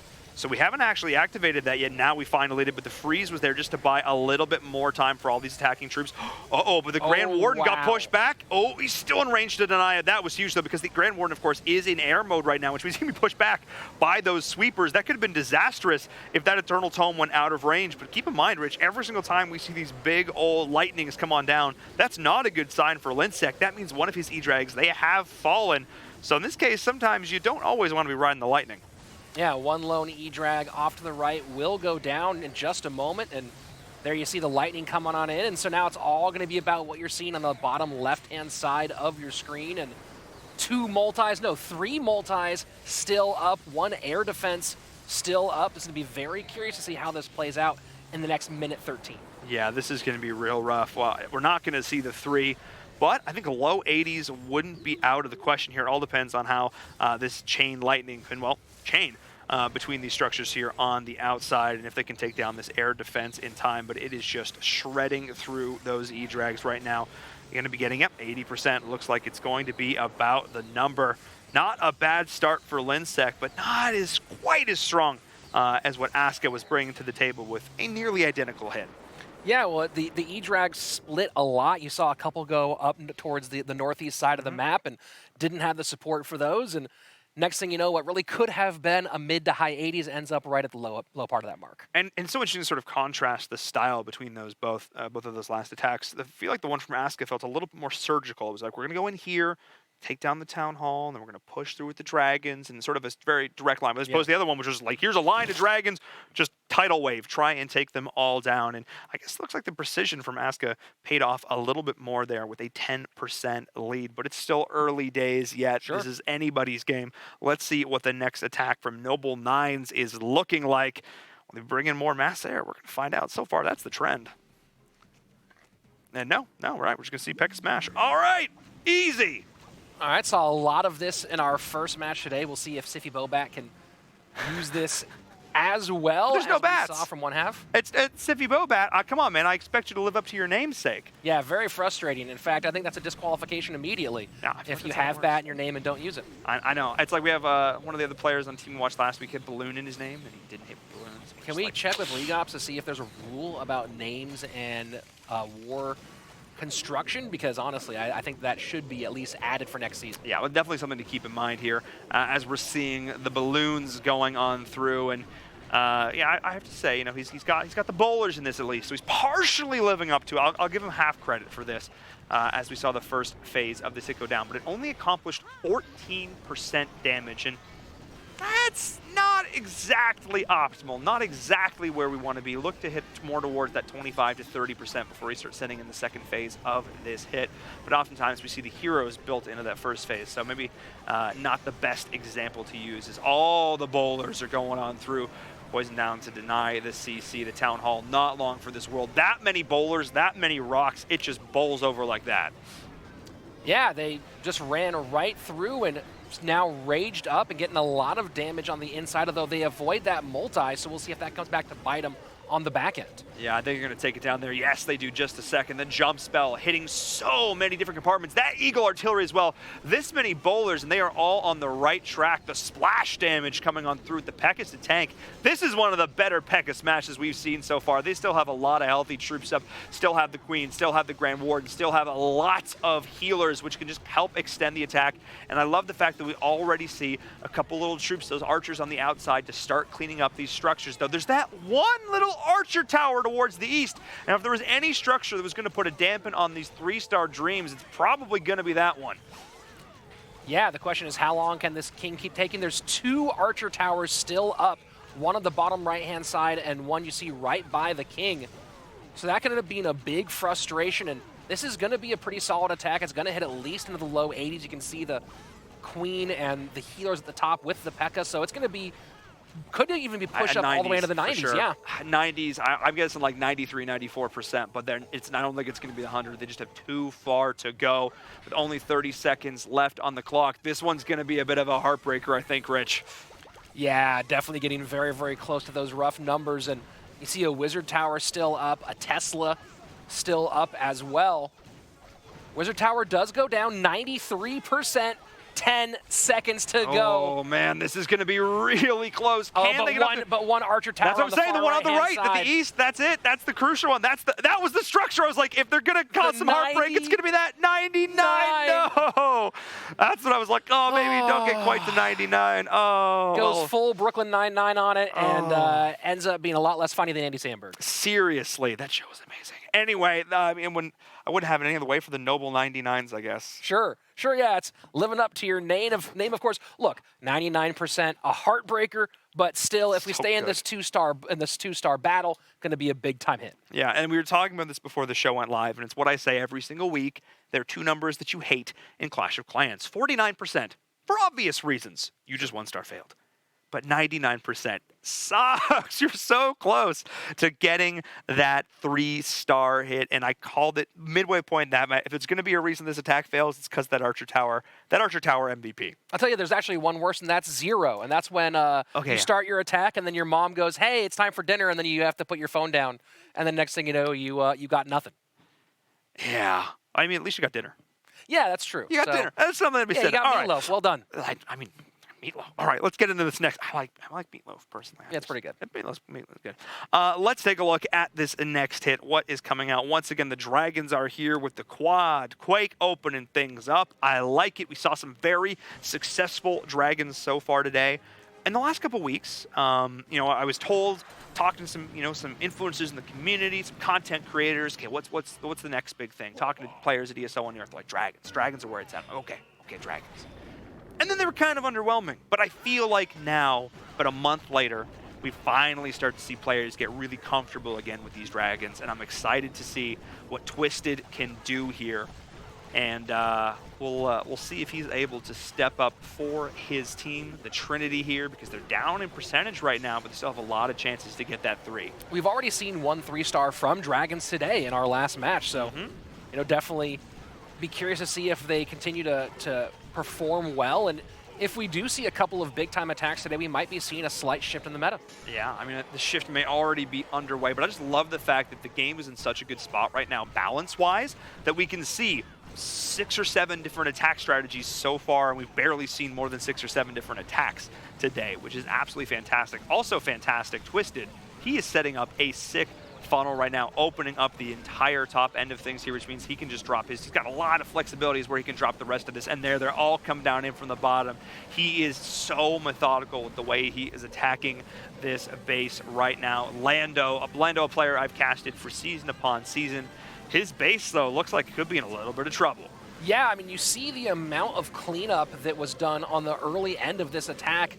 near the top of your screen, a third, nearly a half of the work done before these dragons and balloons started coming in. So really, really nice opening from Twisted, and made it very easy for this dragon and loon combination to come through and just really storm through the bottom and right half of the defense. I mean, I'm just hearing like Jaws music in my head because this attack, it's slow, it's solid, it's inevitable. It's just rolling on through. Nothing super speedy or crazy, no wild haste or anything like that. It's just this solid mix of troops going through with a lot of damage and a lot of HP, and I wouldn't even be surprised if we saw another 3-star hit coming out from these dragons. Twisted looking in a pretty good spot. 50 seconds left, about to hit 90. This Inferno Tower is the big question mark, though. If they don't take it down, that could actually spell the end of it. Oh, I may have spoken too soon. Wow. That Inferno, hang on. Yeah, the Inferno and the Expo as well, the combination together, keeping these dragons on the outside. Two still fairly healthy working on the Archer Tower, but they're going to be in a little bit of trouble, and they still have not just the Inferno and not just the Expo, but you have a Wizard Tower and one more, not just that, one more air defense and one more Tesla near the top. Yeah, that last lone dragon trying to get it done. Oh, so close. We're not going to see the 3 from Twisted, but still a respectable counterattack. 95, maybe 96% here to round this one out. What a great way to strike back at Noble Nines and get closer to that overall percentage. I feel like these teams are just leveling up. They know that they are so close to these finals, they can taste it. Yeah, and that's what Twisted needed, was a high 90s attack after that 99. Put themselves right back in contention, and wow. There you go. I mean, still fairly far behind overall in percentage because of that opening 81, but a 96 to respond to a 99 definitely puts it back in contention. Oh, for sure. Only about, 6 or 7% difference between these two teams. That's exactly what I like to see at this stage, and I called it, how every single war always comes down to the last attack, and if this war keeps going the way it is, it looks like we're going to see the same thing here. Let's jump into the next attack from Noble Nines. They're in the lead right now. Can they get a 3? Can they even further extend it? That is the question. Lando, the defender of that last attack, now up to bat, up at the plate. He's bringing them miners. Balloons clear out the Archer Tower fairly easily. Queen doing her work at the top with the healers in tow.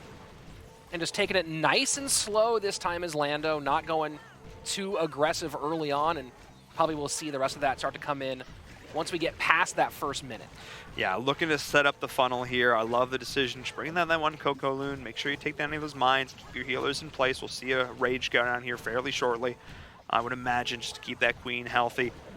There it is, just to make sure that they're able to keep her nice and healthy pushing into the next phase of this attack. Really want to open it up, and then we'll see where we bring the miners in. Look around that minute 30 mark is tend to where we see the second half of these multi-phase attacks go through. Wow, he got maximum value out of that Rage.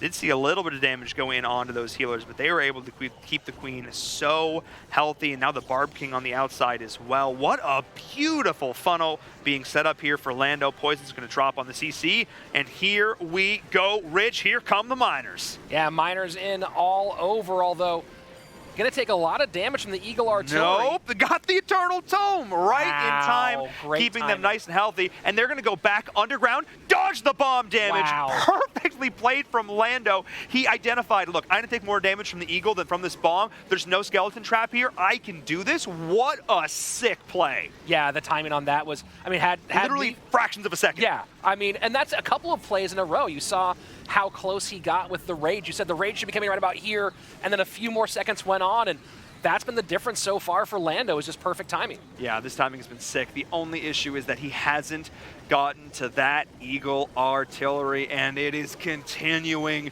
to hurt. Only 56% and climbing. He's got a ways to go to get through this base, and that Eagle is going to continue to rain the pain.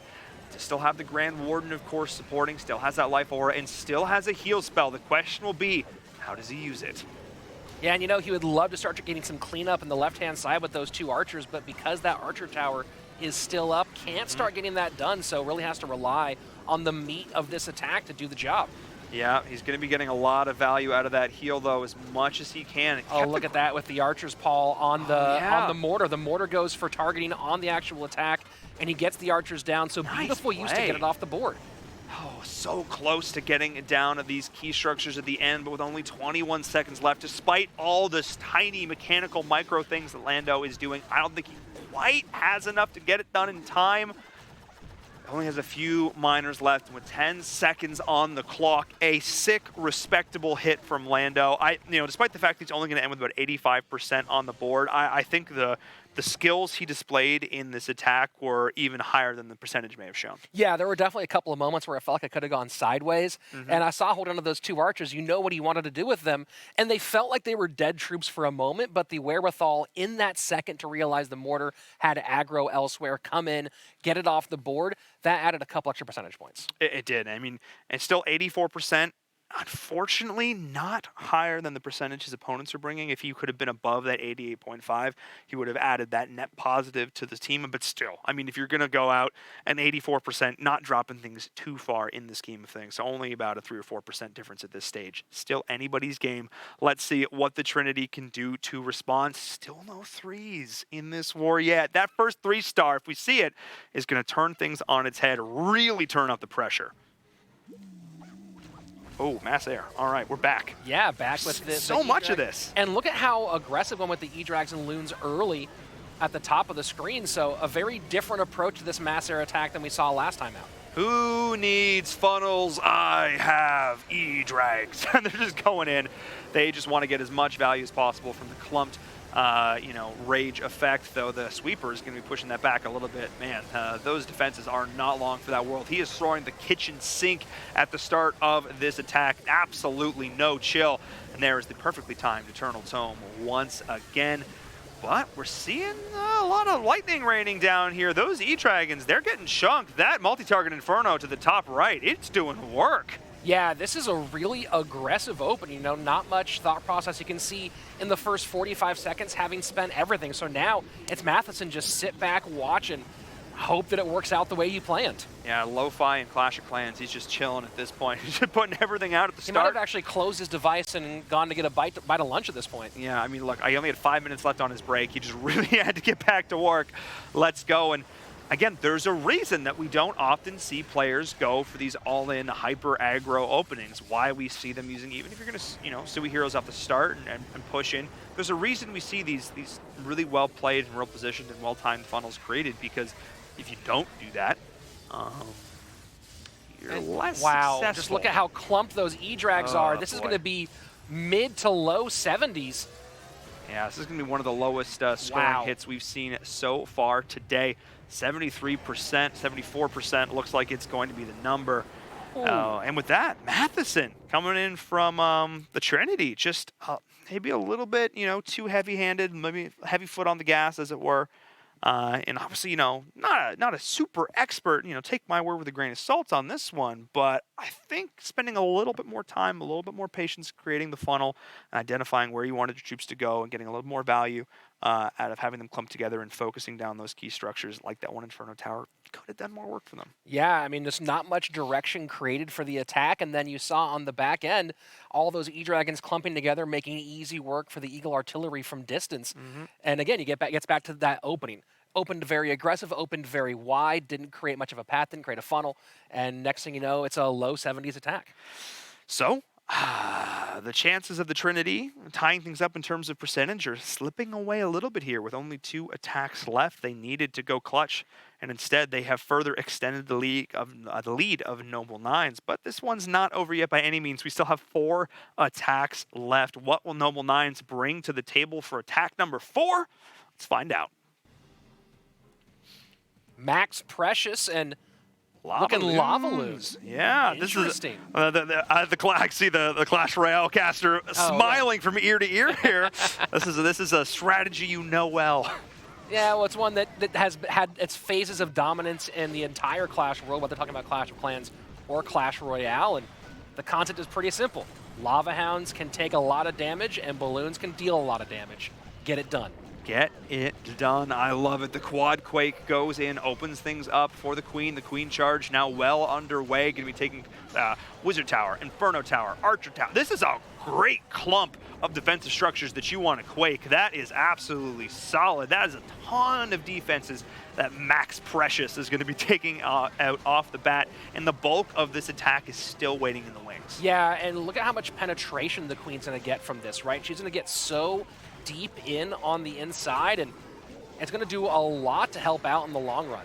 It is. I mean, slowing down the Queen a little bit here, obviously, with these pups, wanting to keep the healers alive through this, but the fact that he's doing this now, he's popping it now, he's making that choice very specifically, and more importantly, taking out the enemy Queen. That is now the signal for the go button. I can now start launching the rest of this attack. I have cleaned up everything, and watch to start to see the rest of this attack come through here any second. The balloons are about to drop. We'll see how he utilizes these Lava Hounds as well. I think he's trying to get into the Eagle Artillery if he can before he starts this, but I think looking at 1:30 left on the clock, he's got to go. Now is the time. He's hit that 43% and climbing, looking towards the 50 because he needs to activate the Town Hall. There he goes. And here you go. Now Lava Loon attack coming in from the top. This Queen is doing work. Yeah, I mean, again, it was that penetration early on. The quad Earthquake clearing a lot of way for her to get in deep. And now we're seeing the rest of this attack going through with the haste. The Grand Warden is there. The Town Hall is down. That is the second star accrued.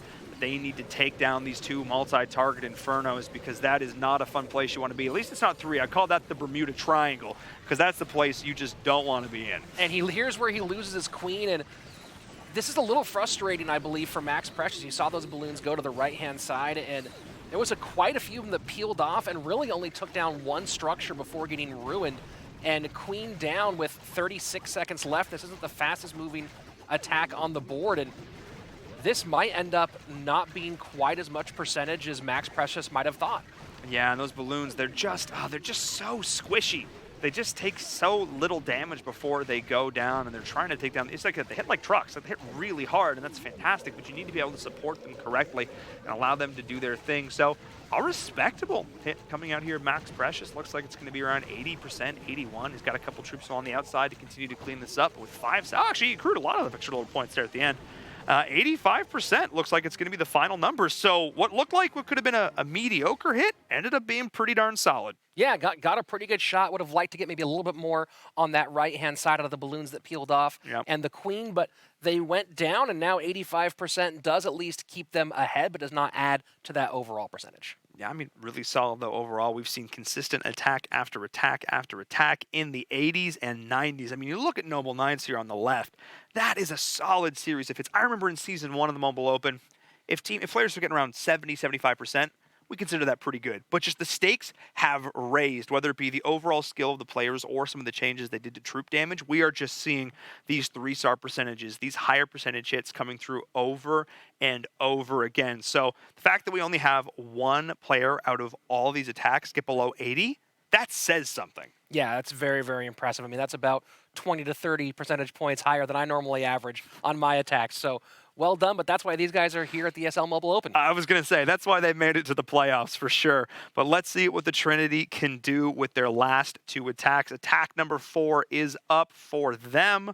Like you said, there's a reason these guys are here. They're kind of pretty good at the game. Just pretty good. Just saying. Thug Nugget, which now has moved into my favorite name of the day. That's pretty good.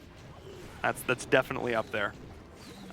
Looking like he's going to be dropping out again. One of this mass air E-Drags balloons. Similarly aggressive opening, Paul. Yeah, we got a lot of free spells in addition here. Going to be shutting things down and a lot of rage. I love this decision. Just you throwing all the rage, trying to get through as much as possible because you want to increase the effective damage. If you can keep these troops alive earlier off the bat and take down these structures, these defensive structures faster, that actually increases your overall health pool. Because the longer those defensive structures are alive, the longer they're shooting back.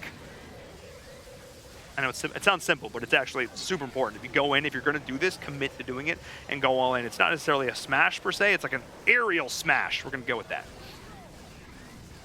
And so Town Hall does not go down. Giga Tesla just being left to do whatever it wants right now to the Stone Slammer. Stone Slammer, okay, he's freezing it, trying to extend the lifespan a little bit longer. That was his last freeze spell, though. And the Stone Slammer is going everywhere but the town.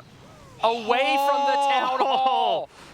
That is insane, Paul. And Here we are down at, 77%. That's a Currently one-star a fail. 1-star. This could be a 1-star fail. I think we're past the realm of could be at this point. I think we're looking at I don't know what happened. Somebody, I guess they weren't on AT&T 5G. The GPS just stopped working. I don't know what happened, but that Stone Slammer did not know where it needed to go. The Town Hall lives. 86% 1-star fail or higher. Can the Queen get there? Maybe Richie can recover this, but that's not a whole lot of HP to work with. I'm not sure the Queen can get through this.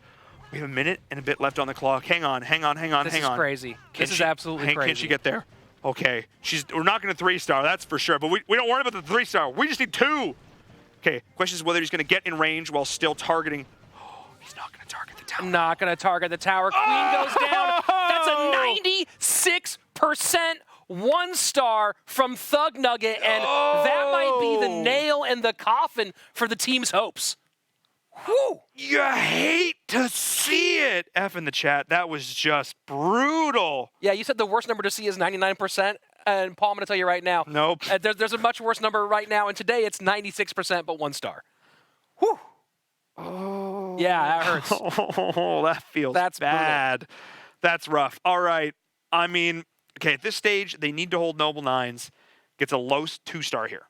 And then they need to triple on the last one. That is the only way mathematically that they get back into this game. They need a low score for Noble Nines, and they need to triple. They're not out of this yet, but gosh, my heart. Oh, boy. All right, yeah. Noble Nines, here's your chance. You've just been given a gift. Can you hold on? Here it is. Can you walk away with the victory here? All you need to do is a solid 2-star hit, and you are in great shape.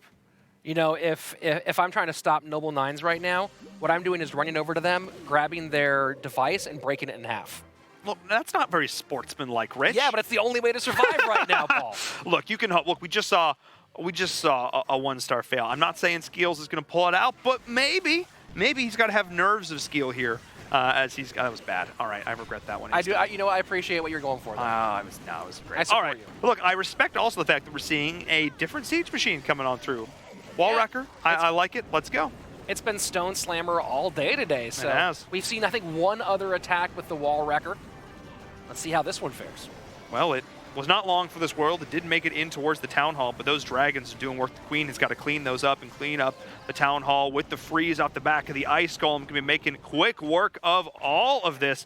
Gotta love the mass area of effectability of that Ice Golem when it does go down, and we still have the Queen not even using her ability yet as the rest of this attack comes through with the Hogs, giving them plenty of time to work. The heal spell down, perfectly positioned to just maximize the time that you are healing up those Hogs. It's a lot of healthy, tasty bacon. And the Queen getting that CC down was massive because those Hogs don't split off with a small group and start going down towards the bottom too early, able to get more effective use out of the Grand Warden and heal spells. So that CC was very important to go down at that moment. It was indeed, just keeping things off those Hogs a little bit longer, but that Inferno down in the bottom. Queen needed 1 or 2 more shots with that bow to do it, but it is still alive. So it is another major threat that these Hogs will have to deal with. But there are still a lot of Hogs on the board, Rich. The Grand Warden trying to support as many of them as possible with that max range, with that life aura, and there's the heal. Rich, I'm feeling pretty good about this attack here for Skeels. Yeah, this could end up being a clincher, Paul. I mean, you take a look at that, the balloons coming at the end, at the bottom, take the Teslas out, and now it looks like Skeels, with 58 seconds left, it is a very good position. This is obviously going to be at the very minimum a high 2, but it's looking more and more like it's going to be a 3. Yeah, I would not be surprised to see the 3-star come out here looking. I think the rest of the base is looking pretty empty. 91% in climbing. You talk about the clincher. You talk about the nail in the coffin. There are like 20 Hogs still alive. Woo, Skeels with the 3. They want to leave nothing to chance. They want to walk away with the W. Yeah, I think it's almost like you predicted this. I mean, we're still going to watch the final attack, but yeah. I think it is now technically impossible. It is. You can't get 4 stars in the game of Clash of Clans. Trinity should have broken their device in half. That was the only way to stop them. Now, of course, be nice about it when you're making it happen, but Really, and you see the I mean, if you inevitability. do that, it then felt at like. least buy like a new LG G8X and Yes. replace it with. I mean, Exactly. Just 2 saying, screens, man. I know, double the screens, double the fun. Let's check out this last hit here. Don't go breaking people's devices, guys. Just saying. All right. Littlefinger. This attack is at this point for the lulls, as it were, as they are going in. This war is pretty much over at this stage of the game. We should still run our timer down though. You know what? Do it for pride, though. Go out there Absolutely. and get the best attack that you can. Make us. You know, a lot of people think about like, okay, when the match is over or when the season is over, however you want to frame it, how do you get motivated at the end? Well, guess what? You are still a competitor in this game, and you want to make your case for why you belong on your team for next season, why you belong on potentially other teams. So go out and make sure every single attack counts. Absolutely. And we're seeing, once again, this mass air E-Drag balloon come in. And I love that you phrased it that way, Rich, because this is a season, but like, you know, there's still so many more competitive opportunities to play Clash of Clans right now. This is a great time to be in Clash esports, and I love the fact, you know, Littlefinger's going to go in here, give it his all at the end. He's taking the time to create the funnel, but he's not waiting too long here. But he just took those few extra seconds that I really appreciate seeing coming out of this. The Queen is going to go in, do her best until she does get taken down, but you have the Grand Warden doing so much for all of these troops. The freeze here, and I love the fact he sent these troops in from the opposite side of the town hall. This is the risky strat. This is the go for the 3-star strat. This is not safe 2 time. This is go out in a blaze of glory time. Yeah, I mean, this is either going to work out beautifully or be a disaster, but right now, with all that's been done early, it's starting to feel pretty good, although a lot of these troops falling maybe a little bit earlier. This is what he wanted. The E-Drag's all in tight, and they do get the town. No, the town hall's still holding on just a little bit longer. Down. And the E-Drag's in range of the Giga Bomb, so that's going to be a lot of damage, but with most of these defenses down, this is going to end up being a pretty high percentage attack. How did the Queen end up over? I feel like she was, okay, she did like a whole lap. All right, something happened. But no, either way, you're right. This is a very high percentage attack coming on in. The King is, the defensive King, he mad. He real angry. But they're taking down his base, and that's going to be it. But still, Littlefinger going in with the riskier play, the cross-base salvo, as it were. Obviously not enough to walk away with the win, so congrats to Noble Nines. Great prediction there, sir. 2 for 2 today. Looking real solid. Yeah, it was. You know, I went with the only rule I follow, which is bet against the Canadian team. Ouch.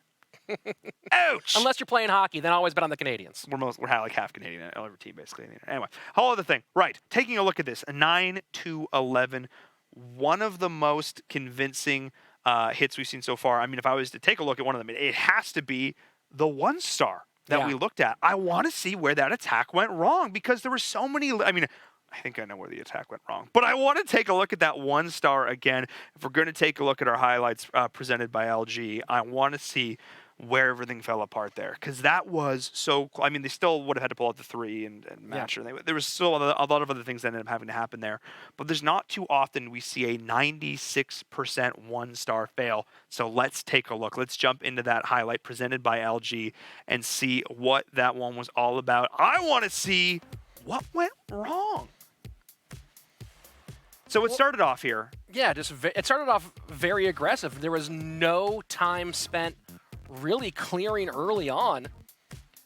I think it's a little bit, like a few seconds, everything wasn't dropped. You have the baby dragon on the flank, but I love this. So you have the bulk of the troops coming in here, and you're going to have the rage spell being dropped, and that's absolutely massive. This is what pushes this in, gets a lot of that initial damage done. But what I want you to do is I want you to keep an eye on this side of the map right over here, because all along here on the bottom, this gets cleaned out with ease. You know, they go right through, pushing all of the troops in. That's not really the big issue at this stage, but it's the Stone Slammer. This thing that you're seeing coming on in right on your screen up here from the top, it is coming through. And in an ideal world, your Stone Slammer would be like, yo, I want to, like, I don't know, kill the town hall. But then it does everything that's not that.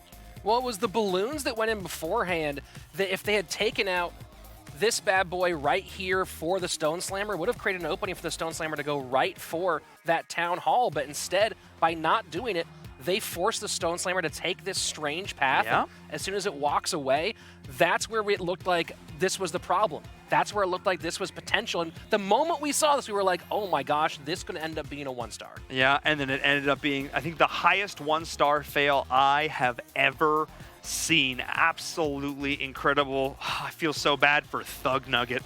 Hey, you know what? Still has the best name of the day, so Absolutely. Go ahead and ride that one all the way home, but also with the most frustrating, most disappointing attack of the day. So it's a 50. You come out even in the end. Let's put it that way. Look, you know what? That's not even, I mean, you can be frustrated about it, but like, man, sometimes that's just the way the cookie crumbles. Sure. That's just the way the house of card falls. That's just the way the dice roll. I don't have any more analogies about that. Those are all the ones I have. In any the way case, the ball bounces. yes, perfect. There you go. Thank you. But in the end, you know, Noble Nines will walk away with a solid, well-deserved win. They had some great attacks, some great percentages, and just little things like that just goes to show at this level of play, one thing goes just a little bit wrong, and it is all over. But the day is not over. The season's not over. And of course, season 3, talking about that, I gotta say a big shout out to our sponsor, LG, for joining us for season 3 of the ESL Mobile Open. The LG G8X ThinQ with LG dual screen. This device is an absolute beast. When it comes to multitasking, it is incredible. You've got that second screen that you can just pop right in, utilize. The fact that I'm old school, the fact that it has a headphone jack. Weird. I know, I'm weird like that. Look, I like the fact that I can plug my headphones in. It also has this amazing gamepad that you can use. We saw it earlier this week. Degon was coming in. He was playing Asphalt 9 Legends, we like doing just some filming for like demo shots and stuff. And he just like wins the game. He's like, oh, that's pretty good. Just wins it right out because of course that's pretty wild. And of course, for somebody like me who likes to multitask, who likes to go through, I take a lot of notes when I'm watching streams, like when I'm watching content, looking for stuff on YouTube. I love to be able to write notes, and especially for Clash of Clans players when it comes to like building bases and stuff. Great opportunity. I believe this is actually the exact game that I was talking about. Awesome. Great stuff, production, as we're able to see how you can utilize both screens at once to actually get your fingers off the screen so you're not blocking yourself, which is really cool when it comes to this kind of mobile gaming. Oh, yeah. I'm super excited to see sort of how, you know, if players, when they get their hands on it, how they choose to, if they choose to use the second screen, how they want to use it in a game like Clash of Clans. We're going to be having the players play on it at DreamHack Atlanta. Super stoked about that. And of course, the massive battery as well. We'll be plugged in. It's not a big deal, but it's still great to have. And then, of course, before we jump onto this break, I need to remind everyone, if you haven't signed the GLHF pledge yet and you're interested in doing so, exclamation point GLHF in the chat. And, of course, exclamation point social as well, or hit us up over on Twitter at ESL Clash of Clans. And last but not least, they should like and follow, subscribe, and all that stuff. And don't forget, if you're on YouTube, to ring that bell so you get notifications every single time when a new piece of content comes out from ESL. You can stay up to date with everything happening here. If you're not watching this live, that bell will let you know when the VOD is ready so you can go check it out and catch up on all the action. For sure. Be sure to hit those subscribe buttons, follow the channel. We're going to hop on to a short break. When we come back, we have more matches, lower elimination bracket matches. You don't want to miss them. Back right after this.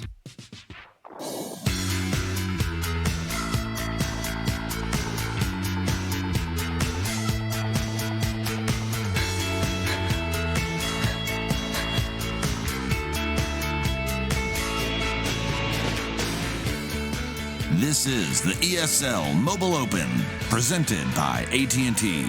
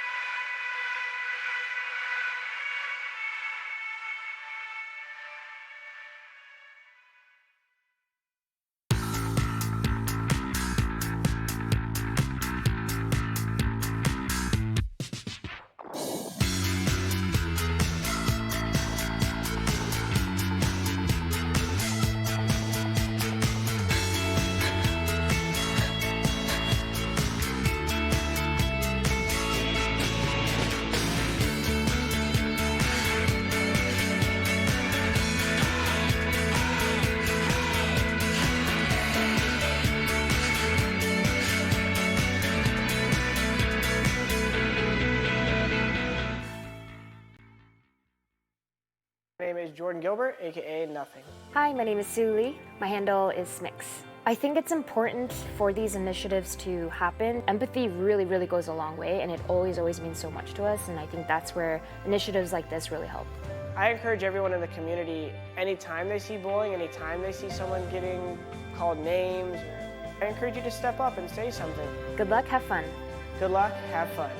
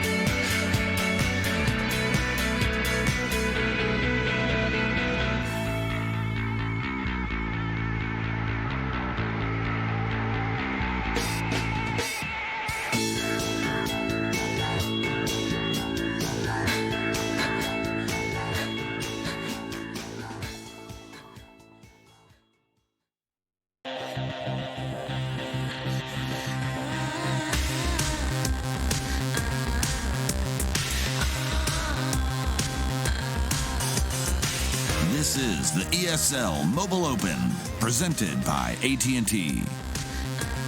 Hello, ladies and gentlemen. Welcome back to the playoffs of Season 3 of the ESL Mobile Open. I'm in Verum, that's Rich Slayton, and we have seen 2 sick games so far today, but they've been upper bracket games, which means there's been a little bit of flexibility, not everything on the line, but that time is done. We are getting into our last 2 lower bracket games, which means some of these teams are facing elimination. Yeah, win or go home. There is no tomorrow. And 2 of these squads will be done at the end of our broadcast today. And we'll see which ones. And, of course, the 2 winners will face the 2 teams that just fell in our opening matches. Yeah, still a lot of great games left to play. But before we get too far into it, if you're just joining us over the course of the last hour or so, like, wait a second, what is this? What's going on? You're witnessing the ESL Mobile Open.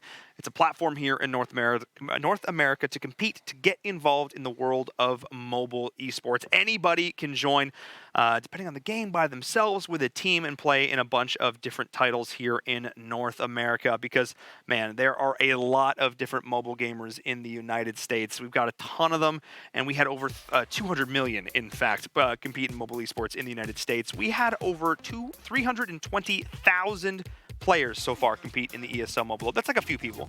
Yeah, it's more than 5. More than 5 people compete in the ESL Mobile. We had 32 teams in our playoffs here for Clash of Clans, but only 2 will make it to our live finals at DreamHack Atlanta. Playing on the big stage in front of the crowd, an event like DreamHack feels amazing. There's a lot more pressure, of course. Oh, yeah. But there's a lot of rewards, too, because the prize money is pretty nice. Yeah, it's a fairly significant prize pool, I believe. 1 million? And for the World Championship, we have over $300,000 for the ESL Mobile Open this year. ESL Mobile Open is $300,000 for a Mobile Open. That means you could be going for that $300,000, especially for next season. And the biggest question, Paul, that I get in mobile esports and in esports in general from people is, how do I get involved? How do I get into esports? This is the kind of event that does it, and doesn't get you in to maybe win a plushie or a hat or a T-shirt.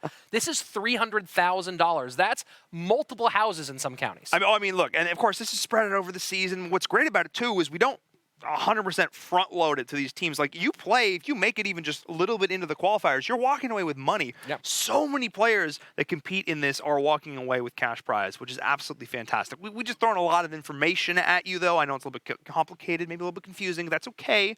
We've got this video to break it all down for you.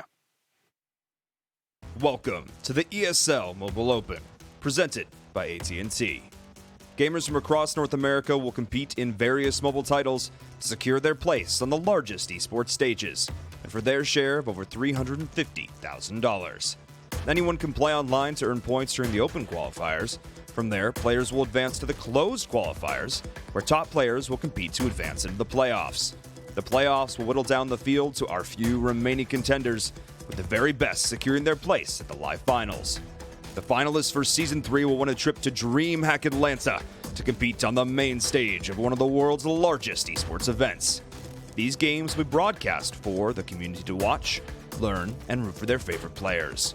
The ESL Mobile Open will run year-round across 3 seasons, each culminating with a major LAN event, with more prizes up for grabs. This is the ESL Mobile Open, where everybody can be somebody. We heard it there, where everybody can be somebody, the mantra of this program for sure, giving those opportunities like we mentioned before. Let's take a look at today's schedule for these matches. We've already had 2 of our upper bracket games, but we still have 2 more left before the day is done. System-wide swap taking on 007 Dynasty next. And of course, the Hive Fan Club taking on Golden XL. Extra large gold. No, Golden XL. I'm pretty sure it's a plan Golden X, which is another one of these clans. What's great about these clans is they're so prolific and huge. They have multiple teams that all make it in to this level of like Hive Fan Club is members from one. It's crazy. So many top players. They literally don't want to put all their eggs in one basket. They want to spread the love around, which I think is really cool. If we take a look at our bracket as well, give you some context as to where these games are being played. We've seen Hive take down one in Rome, and Noble Lions take down the Trinity, which means they have advanced. The winner of those games will go on to our finals at DreamHack Atlanta. But if we head down to the lower bracket to determine which team will be meeting them there, we still have to get the winners of these next games to go up against the Trinity and when in Rome. They've got a few more games to play through, which we'll take a look at next week to determine our finalists. They get flown out, put up in a hotel, get to chill in Atlanta, play some games. It's not a bad deal. And you see how important those first 2 matches were today.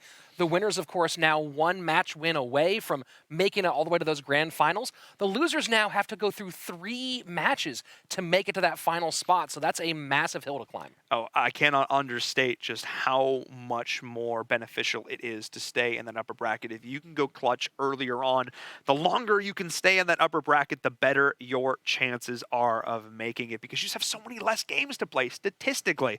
But if we take a look at our predictions, if I was to ask, I'm probably, probably going to lead towards 007 Dynasty just because I think I've seen them play more. I mean, between them, system-wide swap, it's close, but I think I'm going to go with 007 Dynasty. And, you know, this is important because so far I've picked right today, and these teams are facing elimination, so my pick means quite a lot. This is true. And because I own every single Bond film, not counting the Daniel Craig ones, which I don't count as well, every true Bond film I own personally, I'm going to join you, Paul, and go 007 Dynasty. All right, we're going to do it. Casino Royale's pretty good, though. Yeah, but it's no Goldfinger. All right, fine. Okay, 007 Dynasty. We are even once again on the couch. See if our predictions are correct or if system-wide swap can come out on top. Let's jump into the first attack. I didn't mean for that to rhyme, but I was pretty happy that it did. As we jump into this, Wally Dragon King. That's a name. That is a name. And we're looking at, looks like Pekka Bobat here. I don't mind this at all. First one of the day. About Wally Dragon King, he tried to figure out what's the most number of letters you can have in a Clash of Clans name, and I think he got pretty darn close. 7, 8, 9, 10, 11, 12, 13, 14, 16. Apparently, maybe. I don't know. Is 16 the max? I don't know. That's what he has. That's what he has. So, you know what, Wally? Good on you. Good on you, Wally. You've done a lot of work. Putting in the work. Imagine trying to, every time you had to sign in everywhere, though, just how long that name is. Oh, boy. Just like, oh. Yeah, you better connect your Supercell ID quickly, because you don't want to put that one back in 15 times. No, you do not, as we are getting into the bulk of this attack, taking down the Town Hall. The Eternal Tome will be popped right about now. And there it is. Jump Spell already lining up the next stage of this hit. But look at the 2 multi-target Infernos. They are going off right now. The invulnerability has ended. The healers are trying to keep everybody up. But can this attack get on through? Those multi-target Infernos are still alive. Finally, he's going to start to go down, but they have done so much work. Yeah, Wally Dragon King just going with the safe move. The King Tower was right there, or the Town Hall right there. Look, too much time in Clash Royale, Rich. Yeah, man, I'm pushing every single day, and look at the bats on the bottom right-hand side. There we go. Ruining everything over there, and that was a great time to pop the bats, and they are getting a ton of value. So far, nothing touching them. They slice right through that Wizard Tower. This is an insane amount of value out of those bats. A bed, bat, and beyond on that one, on that bat bomb right there. Seriously, that was one of the best bat usages we have seen in quite a while. The freeze off the bat was perfectly chained to shut down the wizard, that mass AoE. Those are the longest living bats I have seen yet, I think, in a game of Clash of Clans. That is actually silly. Are we about to see an opening 3? Oh yeah, this is 100% a 3. Okay. Those bats are all over and on the top. And the timing on the bats overall, the way that they sliced through that right-hand set of defenses, I mean, barely even lost any of those bats, it felt like. Surgical precision. The timing on the freezes was masterful. Change his name to Bat King. Wally, I don't know what you're doing. If he's just going with bats, I'm scared to see his dragons now. That was fantastic. Opening 3-star hit for system-wide swap. I'm not saying I'm a little bit hesitant on my decision, but I'm maybe feeling less good about it. No, I still believe 007 Dynasty will do it. They have. I'm going to go really bold here. It's going to be 5 3-stars. It's going to be a full. It's going to be a full 15-star performance. You know what? I've been wrong before, but not today. Today is going to be where I'm right. Yeah, I believe in you, Rich. We're going to fight. I'll be losing my mind if we have back-to-back. How many 15-star performances have there been in the history of competitive Clash of Clans? At this level of play, probably none. Probably none? Probably none. Well, it's going to be great history being made coming up next, Paul. We're going to find out. 007 Dynasty is up next. The weight of Rich Slayton on their shoulders. This is a lot of pressure, guys. This is more. I picked you. Don't let me down. Don't let me down. Okay, let's actually find out, though. Let's see how they are going to get it done. We're going to see some, looks like some P.E.K.K.A Smash coming on through. No, P.E.K.K.A Bobat once again. We're seeing the same strategy, this time from Iced Tea. Cool, refreshing, crisp, and hopefully 3-starring. The best choice the rapper ever made was dropping the D from that name. He was originally Iced Tea, and then he decided it might be better without. Really? The yeah, he changed it. No, not at all. I'm making that up completely, but oh. That's how I sell it. Very believable. Wow, incredibly Rich, you are just so good at this. As we're charging in to the base right now, once again, a very similar sort of path that we saw in the last game, going right on in, taking down that Town Hall on the outside. So we often call these bases anti-3-star bases, so you kind of sacrifice your Town Hall on the outside, but then you're able to spread out the rest of your defenses around the base, which you sort of just wear down the opposing team's troops as they move through the rest of the base. The tornado trap there in the middle, keeping things slowed up just a little bit, which has allowed the Eagle Artillery to get, I think, 1 or maybe even 2 more barrages off than it would have otherwise. But here come the bats, opting to go for the bat wave this time, not the bat bomb. We'll see if he can chain these free spells as well as the last time. Can he be as good as Wally? Can he take down that air defense? Air defense taken down on the top end, and those bats still going. And that's a very, very nicely timed freeze. Those bats look like they might be about to slice through that entire box. Wow, they get it done in an instant. Blink and you miss it. Hang on, Rich. Are we about to see back-to-back P.E.K.K.A Bobat 3-stars? I told you, Paul. It's going to be a 15-star performance. The first one most likely in competitive Clash of Clans today. And so far, this squad is living up to what I knew they would do. At least at Town Hall 12, that may actually be the first. That is absolutely incredible. With even more time on the clock, Iced Tea, stone cold in his first attack here. It was only attack, but in either case. That's a stunner right through a table. Very, very well played by Iced Tea. And you know what? I'm going to take it back. The rapper should have kept the D on his name. Seriously. If that's the kind of performance that extra letter gives you. I mean, yeah, there's a lot to parse with that one, but we're just going to acknowledge the fact that we've had back-to-back opening 3-stars for this war. That's aggressive. Yeah, that's the same strategy. That's exciting. Yeah, both players come out with, as you've mentioned before, a higher risk, high reward strategy, and they both go with the full on reward. And that's got to be frustrating for system-wide because they come out, they go, boom, 3-star just to open things up. And 007 Dynasty says, you are not leaving us behind. I mean, P.E.K.K.A Bobat was something that we saw players run a lot in seasons 1 and 2. It's kind of a good strategy, good, consistent, solid 2s. But oftentimes the bad execution wasn't there. This time it was 100% there. Let's jump back on board with system-wide swap and see if we're just going to be swapping 3s back to back to back here. We've seen this once before. We saw triple 3s in a row. last week. So we've seen it so far in Season 3. We'll see if we can continue this trend. And we're seeing it a little bit of variation here. No bats this time around. Instead, we've got those quad quakes. You see it there, opening up the center compartment and very smartly not activating the town hall. That's critical because you don't want to activate that too early. Yeah, Pekka's doing a good job of cleaning up on the western half or western section and going to create a nice path for these bowlers to march right in. And they should be able to take that town hall down very quickly once that rage comes in. Yeah, the rage is there. And they are going to be going for it right there. And it is not long for this world, though they do also pop the pups through all this. Oh, and they get so much value off of that Eternal Tome, because not only did they deny the Gigabomb, but they deny all the little additional harass that you get from those pups. So that was really well done from Deadpool there. Just going to be continuing this pressure through the core of the base. You've got the Stone Slammer on the outside, but the Queen, she's lost her healers. Let's hope that doesn't come back to bite him. He still does have the Royal Cloak, though.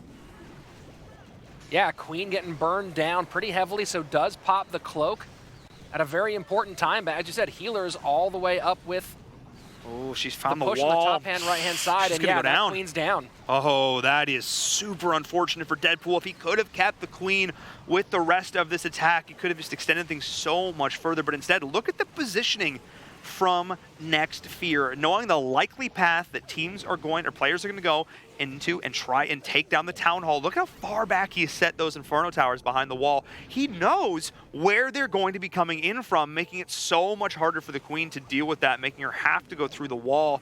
And now there's a whole lot of base left and not a whole lot of troops to get it done. We're not going to see the 3-star here from Deadpool, but still a respectable 2. Yeah, this will be pretty solid. Those multi-Infernos not going to get to those Pekkas for a while, so this is going to push up pretty close, maybe past the 90% mark. But those Pekkas are going to keep on walking around the outside. They're not going to get anywhere near those defenses, and this is going to probably stop somewhere around, this actually might hit around 94%-ish. Yeah, there's still enough HP left on those Pekkas to get through all those trash structures on the outside and get through those last defenses as well. So yeah, I think 94 is probably a pretty good estimation there. I think you just counted up the rest of the structures that were alive, but that's totally fine. Yeah, but I counted quickly because I've learned, even though I might learn to read last year, I've been doing math for decades. Okay. Wow. So the 94% falls, and I am, you know what, I'm going to count that as right because that Pekka is the one who made a mistake. Yeah, no, you were correct. It was the Pekka that was wrong. Yeah. No, there was the one Pekka statue on the outside that fooled me for half second. Yeah, I read it as a building, but it was just decoration. Rip. And you know, still close. Still 93%. 93%. Cannot complain there. Already we're seeing multiple 3s. Everything has been above 90% so far. And apparently 007 Dynasty is going to get another 3-star hit. Yeah, so it's happening right now. It's happening right. Well, it's fine. Let's go. Let's take a look. I don't want to wait. I don't want to wait. I just want to see the next 3-star hit here coming in from 007 Dynasty. And if they're wrong, blame Rich.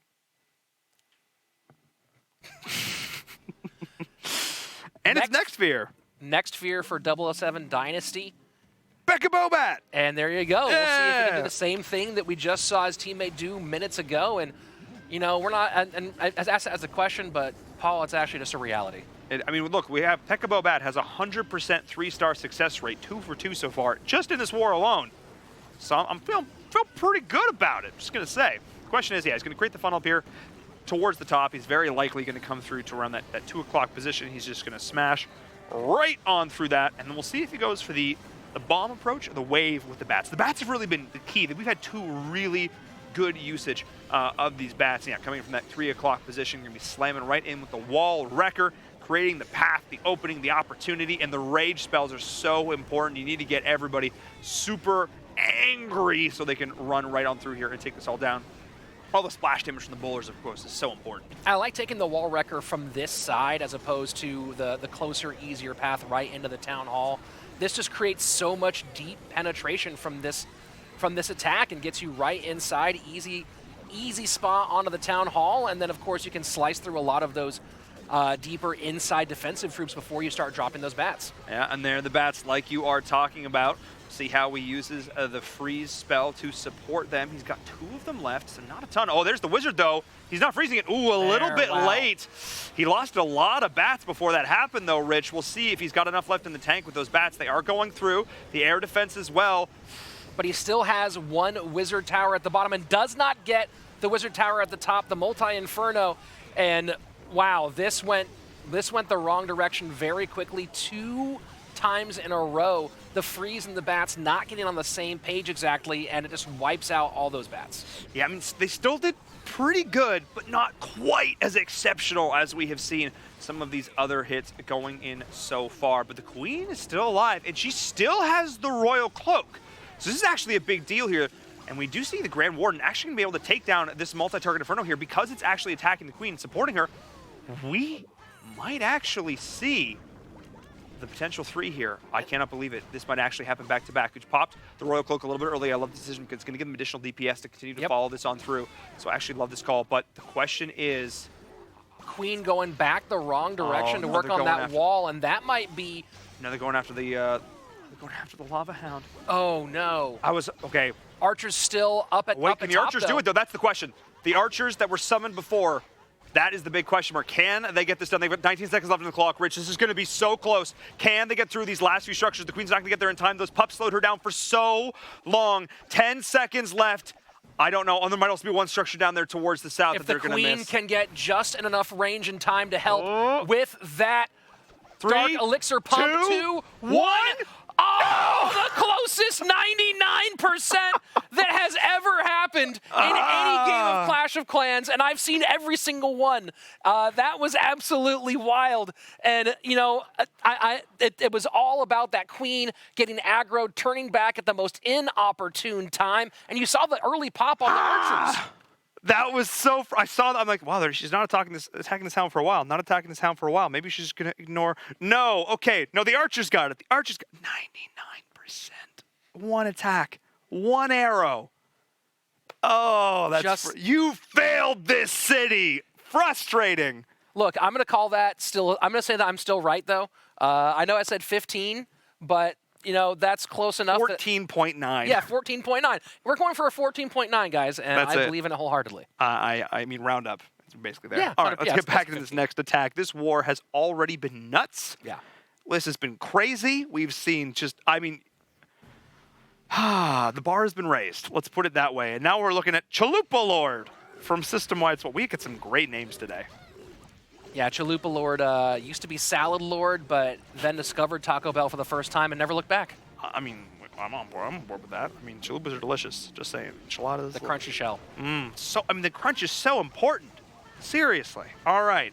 Taking a look at this. Miners coming on through. We're going to have the Queen walk to start this off, to create the funnel. Interesting decision, though, opting to go for 3 rages and actually less heals here.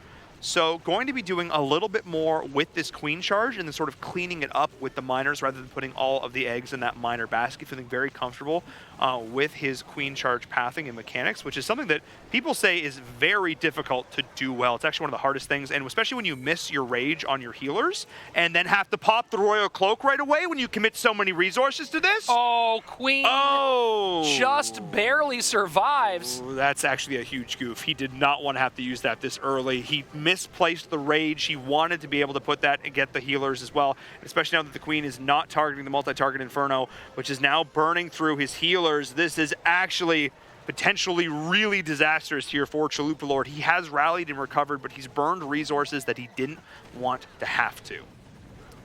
007 Dynasty definitely liking the look of this defense. And again, another rage down, just doing his absolute best to get through the center of this is Chalupa Lord, but as you mentioned, a lot of resources spent early, Paul. Yeah, and we're going to see the miners coming in right now. Again, watch to how this Grand Warden utilizes his Eternal Tome, because the miners will burrow, so he didn't actually have to use it there, which is what I was talking about, unless there's things like skeleton traps. Ooh, but he actually dealt with the giant bomb as well, so that actually worked out pretty well in this case through sort of happy coincidence there, happy little accident, as Bob Ross would say. He's able to utilize the heals here as well. He has one final heal, and then I want to see him start dropping some of these troops on the outside to clean up these structures. 57 seconds left, and still a few cleanup troops available. Want to see if maybe Chalupa Lord starts working those on the left-hand side. You can see still a few structures need to be taken care of, and there you go. Balloon does come in, This is looking going after the pretty mortar. good.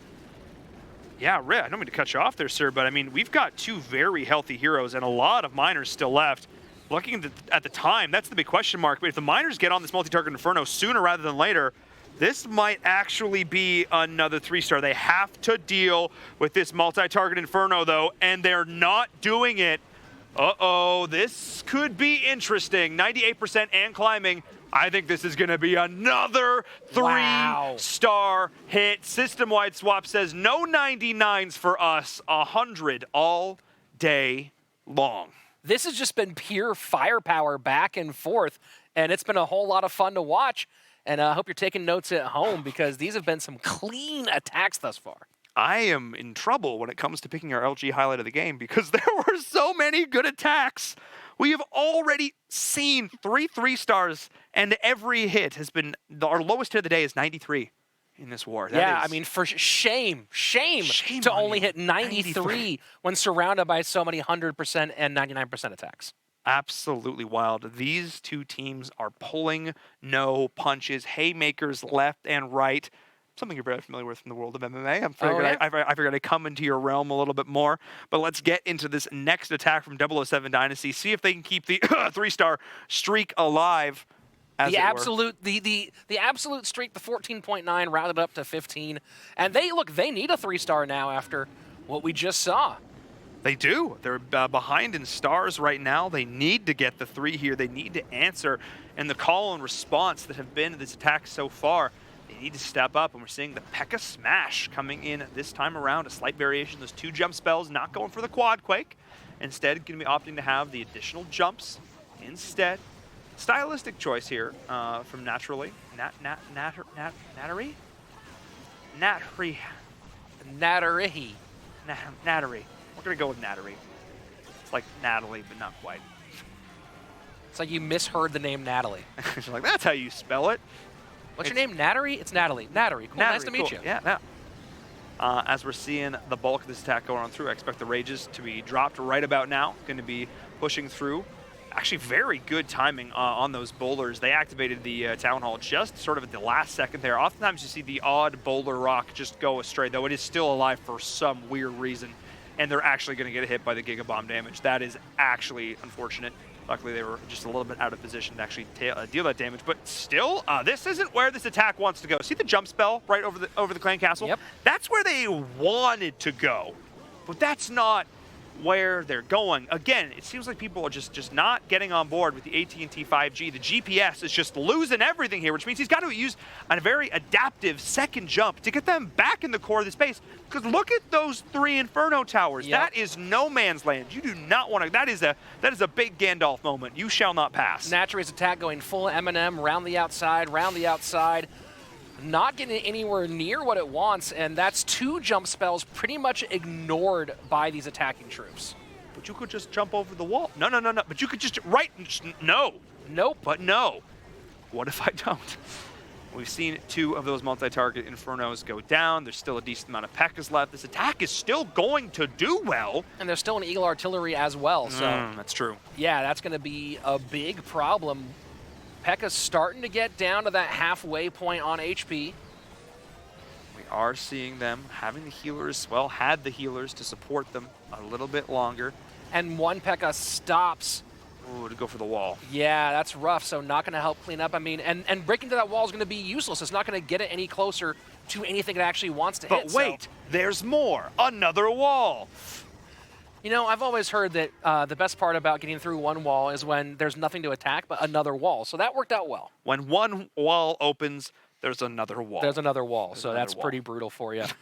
and still a fine attack. A fine one. Solid mid-80s, which is definitely good, 85%. But at this stage, you know, you still at some point have to either hope that there's a trip from system-wide or that you get a 3-star. That was the tier. The 3-star dream is dead.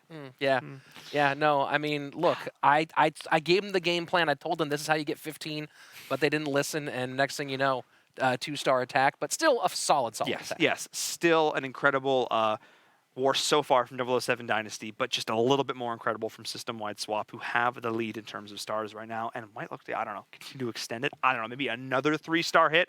We'll find out. They have put the pressure on their opponent. They have put the pressure on 007 Dynasty. We will see who comes out on top as we are seeing Mass Hogs. Sui Mass Hogs coming on in. 30 of them. Not the biggest hog hit we've seen, but still pretty darn solid.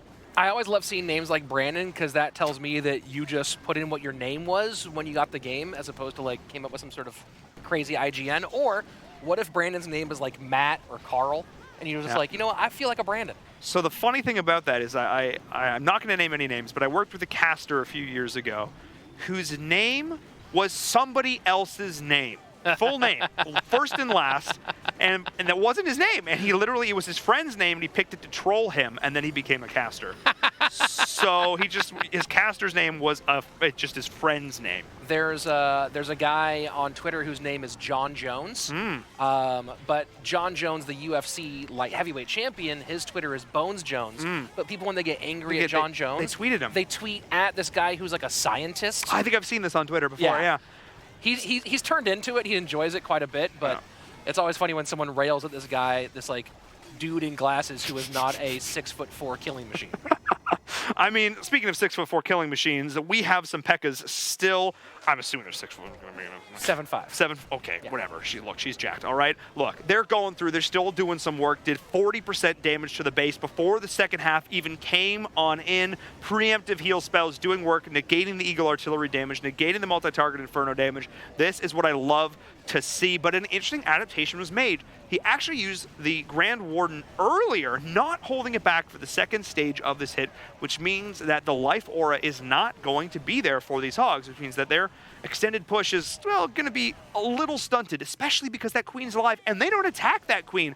Oftentimes we see things like freezes and poisons or skeleton spells even used. If you're going to go for this mass hog, you save it for the opposing team's, or the opposing player's queen. But that didn't happen in this case, which means that this attack is going to be meh.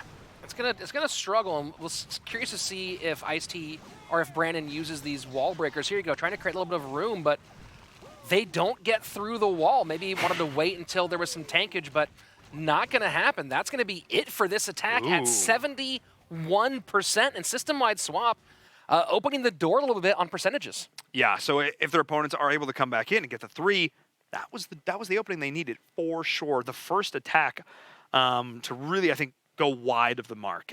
Everyone else has still been performing really solid. Even the ones that kind of missed, still 85 and 93%. Yeah, take a look at these numbers, Paul. Wow. That right now, 007 Dynasty solidly ahead on percentage overall. So a 3-crown or a 3-star wouldn't just, it's a habit. It's a habit. It's years of training. A 3-star wouldn't just get them back in contention star-wise, but it would confirm or at least extend that percentage lead. This is absolutely huge for 007 Dynasty. That is the slight chink in the armor that they needed to exploit to go on through and see if they can get it done. Can they find the 3 in this next hit? That is the question. And back to the old Peck-a-Bow bat. If it ain't broke, don't fix it. However, we're seeing a ring base, which is something we have not seen yet today. Yeah, I saw a lot of this last week, but this is the first one today, I believe, and very interesting. So we'll see how Wesley Snipes, with not just a great name, but an excellent clan name to go with it. Yeah, epic movie hero. There you go. See if you can give him the old blade. That's the question. But Wesley Snipes, epic movie hero. Not so epic in terms of paying his taxes, but solid movie hero, though. I don't specifically know which reference. I can get. I mean, you left it right. I guess pay your taxes, everybody. That's just kind of seems like a simple thing. Anyway, taking a look at these ring bases. So these ring bases are interesting. They tend to go one of 2 ways. They either tend to go. They're very swingy. You either walk in, you just absolutely roll, and you 3-star them, or they are actually able to hold you off and you walk away with the 1-star fail. We'll see as the bulk of this smash is going on through. But my next question has to be, using these freezes early, you need to save some of these freezes for the bats, which we haven't seen come out yet. Are we going to see the wave or are we going to see the bomb? That's the big question because this town hall is still untouched. Yeah, very curious. So we do start seeing there's the wave coming in at the bottom side. And this is nice because you have all the bigger troops currently pulling aggro. The question is, how long will that hold? You see the freeze go down now, going to be going towards the Wizard Tower, but it did get the one shot off. We do have, looks like, the multi-target Inferno there in the back, not being activated yet. That's okay, going through the air defenses, so these bats are doing some work. Oh, but that was a big spring trap. Yeah, that was a rough spring trap, and you see the bats go down, and of course, still multi-tower Inferno, 2 Wizards Towers up high, and Stone Slammer trying to get in on the Town Hall. I think it'll be able to get it done. I think it will be able to secure this second star, which will take a lot of pressure off, because at this point, if you drop the 1-star fail on top of your opponents constantly pulling 3 stars, well, that's a great way to lose a war.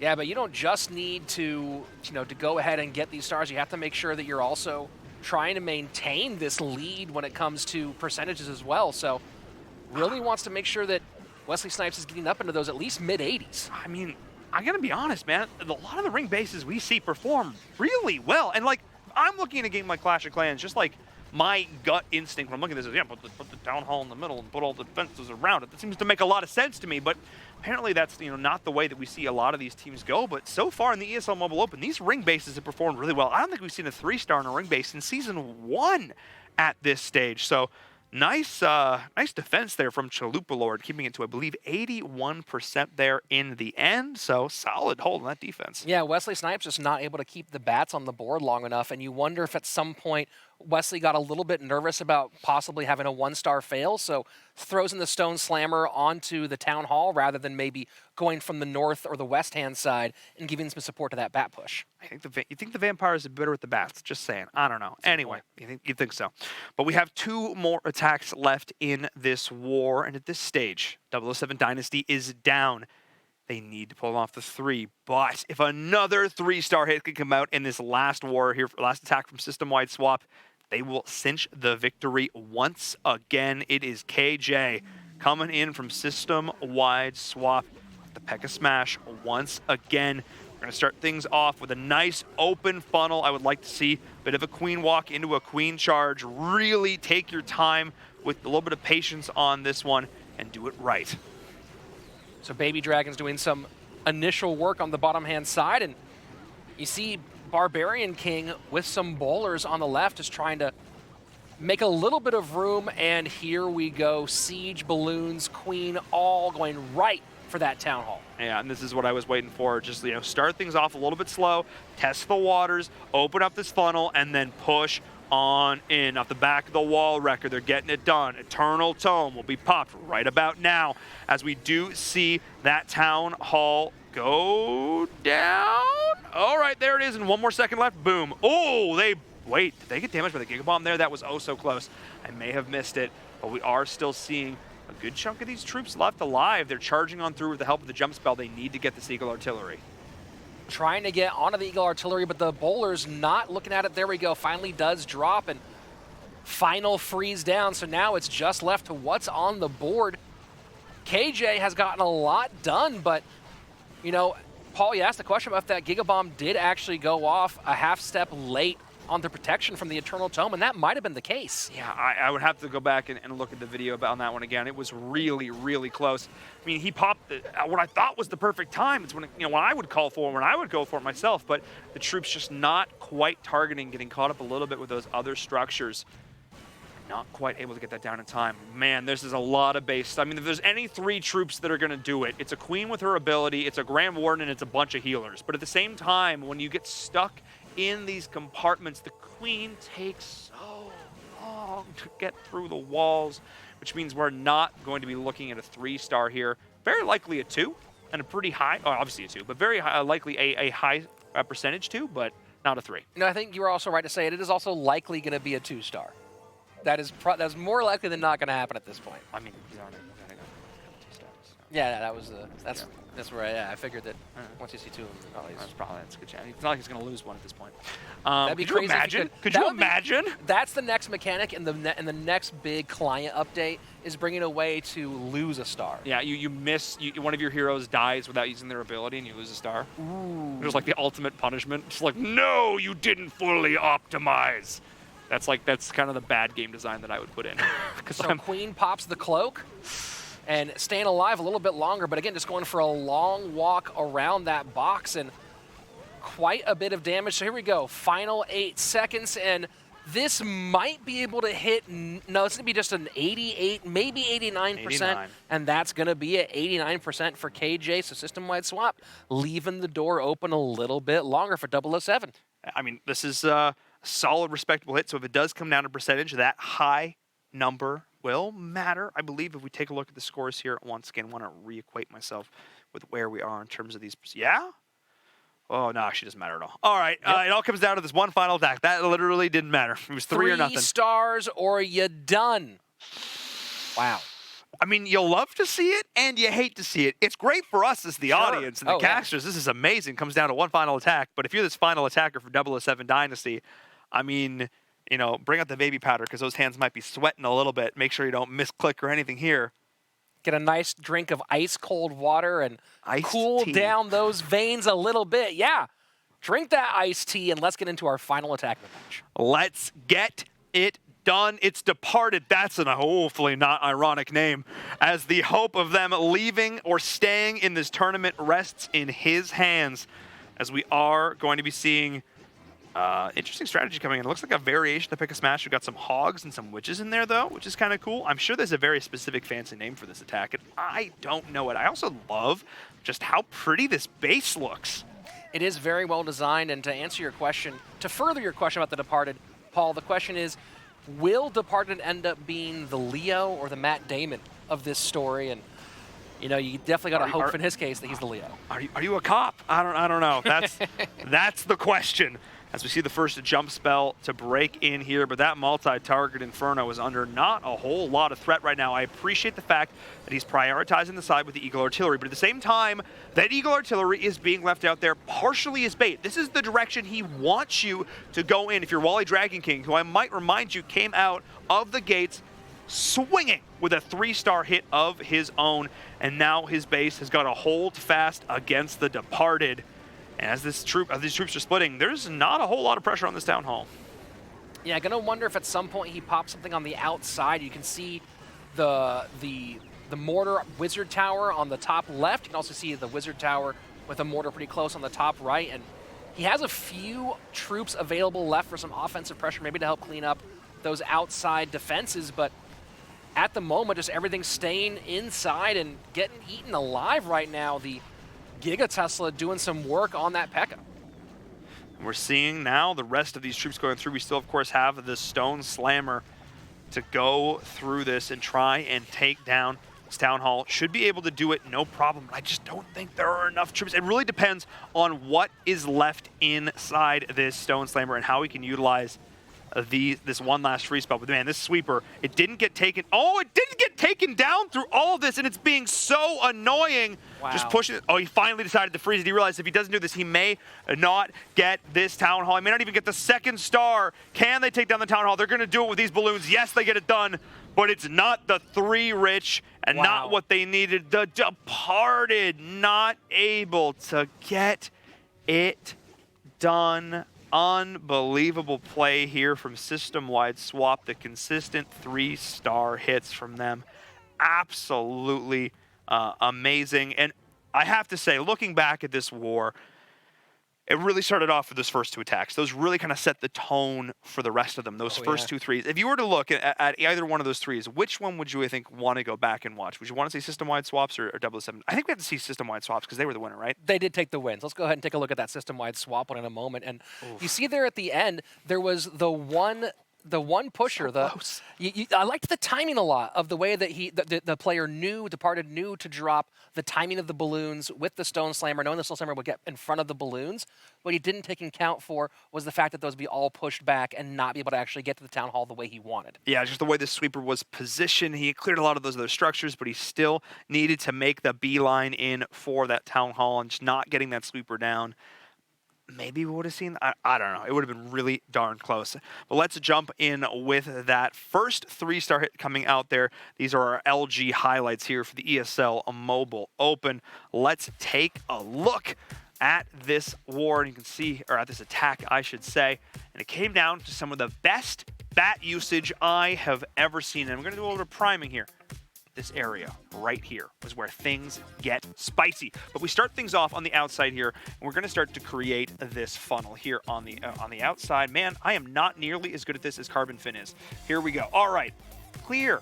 There we go. Here on the outside, we're creating this funnel, and the rest of the troops are going to push their way right in here, right through where this town hall is. Keep in mind, this is going to be phase 1 of this attack, but there's a second phase in this P.E.K.K.A. bow bat, and it all has to do with this and how you use your freeze spells. So be keeping an eye on this. So the first part of this attack is pretty standard. They go through utilizing the jump, everything I described from earlier. Want to make sure that you're pushing right through, clearing out the core of this base.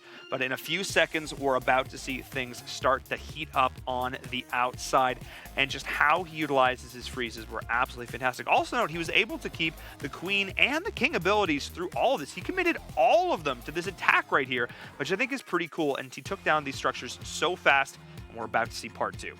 Freeze comes in, and then kaboom, boom, boom, boom, boom. A pile of bats, and it takes care of all of the problems that could have really ripped through it. Takes care of the Wizard Tower, takes care of the Multi-Inferno, and, you know, a single target air defense, not going to do much against a pile of, I'm going to guess, what was that, about 170,000 bats? Yeah, 170,000 bats. That seems like the correct number of bats. But what's great about this is that the Eagle Artillery, everything was distracted because he used them in tandem with the rest of his troops. They weren't some afterthought that were thrown in here. They were super coordinated, and the Queen survived with her ability on the outside. So now you have 2 separate paths of troops going in 2 different directions, attacking from everywhere. And look, both those Teslas pop in unison going down, having that's so rare that you keep so many bats alive to be able to make that happen. So overall, fantastic attack here from Wally. This is textbook P.E.K.K.A. bow bat, and then he walks away with the 3, and you know, just really, really solid play from him. Yeah, got it done early, and as you said, the timing with the freeze and the bat bomb, so taking care of the buildings that were the real problem. And once that was done, they were able to swipe all the way through the attack and get the 3-star, and that was a big opening salvo. And that's a big part of why they're moving on, and their opponents, 007 Dynasty, going home. Going home, knocked out here, unfortunately. So close in the lower bracket, but A-OK in my books. That was still an amazing war. Both those teams gave it their all. Both look so impressive. Both show why they deserve to be here. Either one could have gone forward. No complaints on my end. We just saw some amazing clash. Before we hop onto our break, before we get into our final game, I have to remind you, hit that follow over on ESL Clash of Clans if you want to keep up to date with ESL Mobile Open, with Worlds, everything amazing happening for Clash of Clans esports. That is the place to go if you are interested. And of course, you're watching this video right now on a place that's probably Twitch or YouTube. So you should hit the follow button, hit the subscribe button. Make sure you know when we are going live to keep up to date with all of the amazing Clash of Clans esports. We're going to hop onto a short break. When we come back, it's our final war of the day. You don't want to miss it.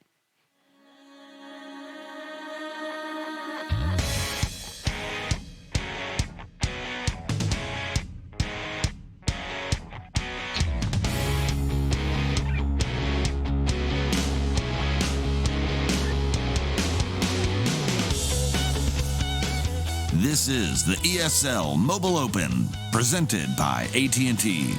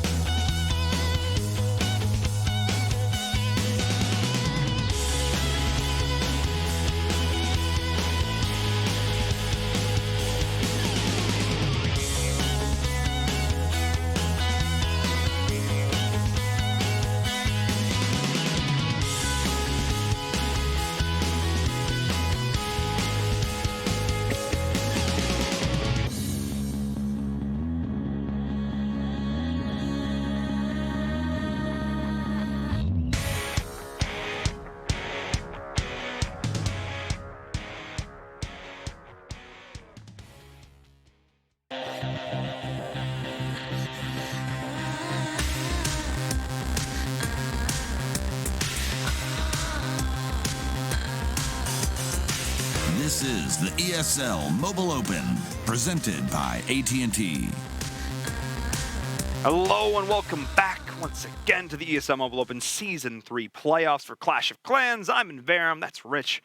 We've been witnessed to some pretty amazing games in my lack of grammar, but mostly the games. Yeah, it's been a lot of fun, and we've seen some pretty aggressive plays, and that's been sort of the name of the game. And you kind of expect that with so much on the line, with especially these winner-go-home matches.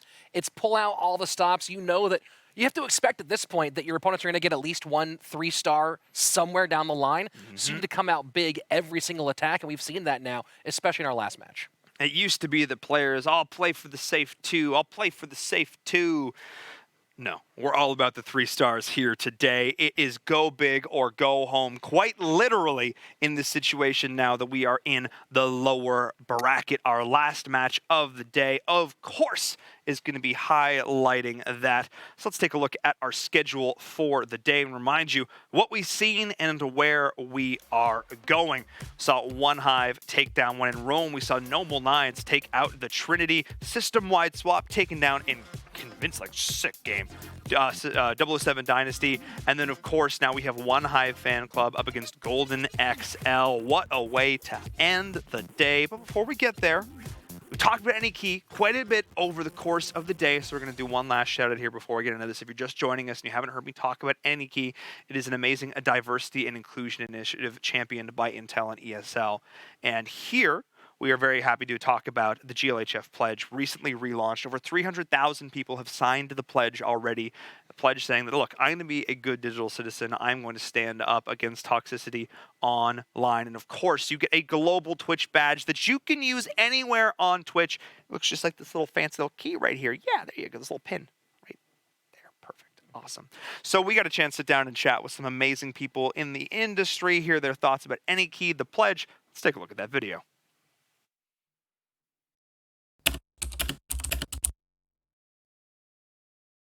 Hi, my name is D1 Ala Mengret. Hi, my name is Sue Lee. My handle is Smix. My name is Jordan Gilbert, aka Nothing. My name is Bill Carter. My handle is Jump. My name is Christopher Michaels, better known as Monte Cristo. Hey guys, I'm Michelle Morrow, and I'm on-camera talent for both esports and the world of entertainment. I think it's important that people are made aware that their behavior is not acceptable if you're going to throw out bigoted terms or target somebody for that kind of harassment. So dealing with toxicity, even just on a normal day-to-day basis, when I game, I just like to be sort of an anonymous gamer, and to this day, I am scared to use my mic.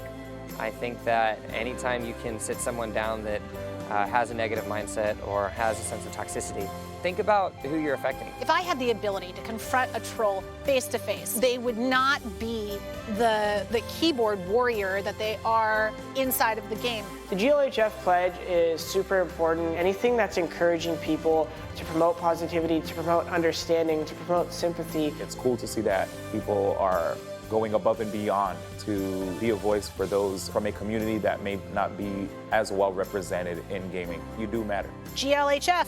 GLHF. GLHF. GLHF. GLHF. Good luck. Have fun.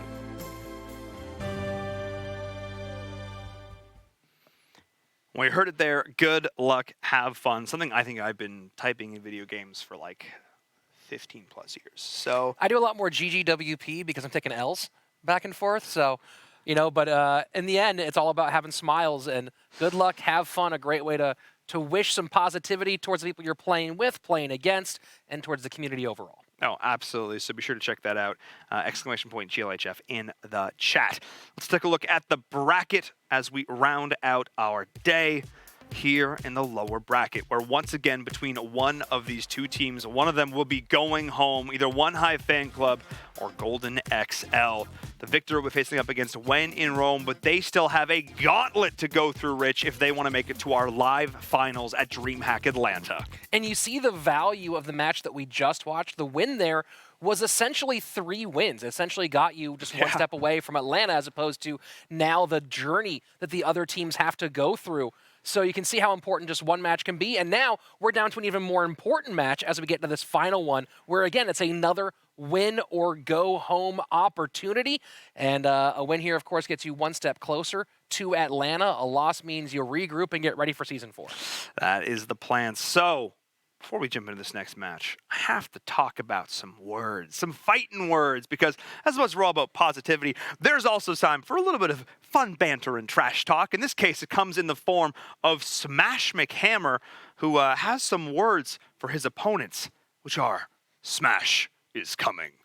Well, that would be accurate since he is definitely playing in this match. So hopefully he's there, because if he's not, we have a really serious problem, because that's a full 0% 0 star for his team. He's coming and he's playing for One Hive Fan Club. He's got it. He's easy peasy. He's ready to rock and roll. We saw him live on stage at DreamHack Dallas back in Season 1, and he looks like a Smash Machamer. He's ready to rock and roll.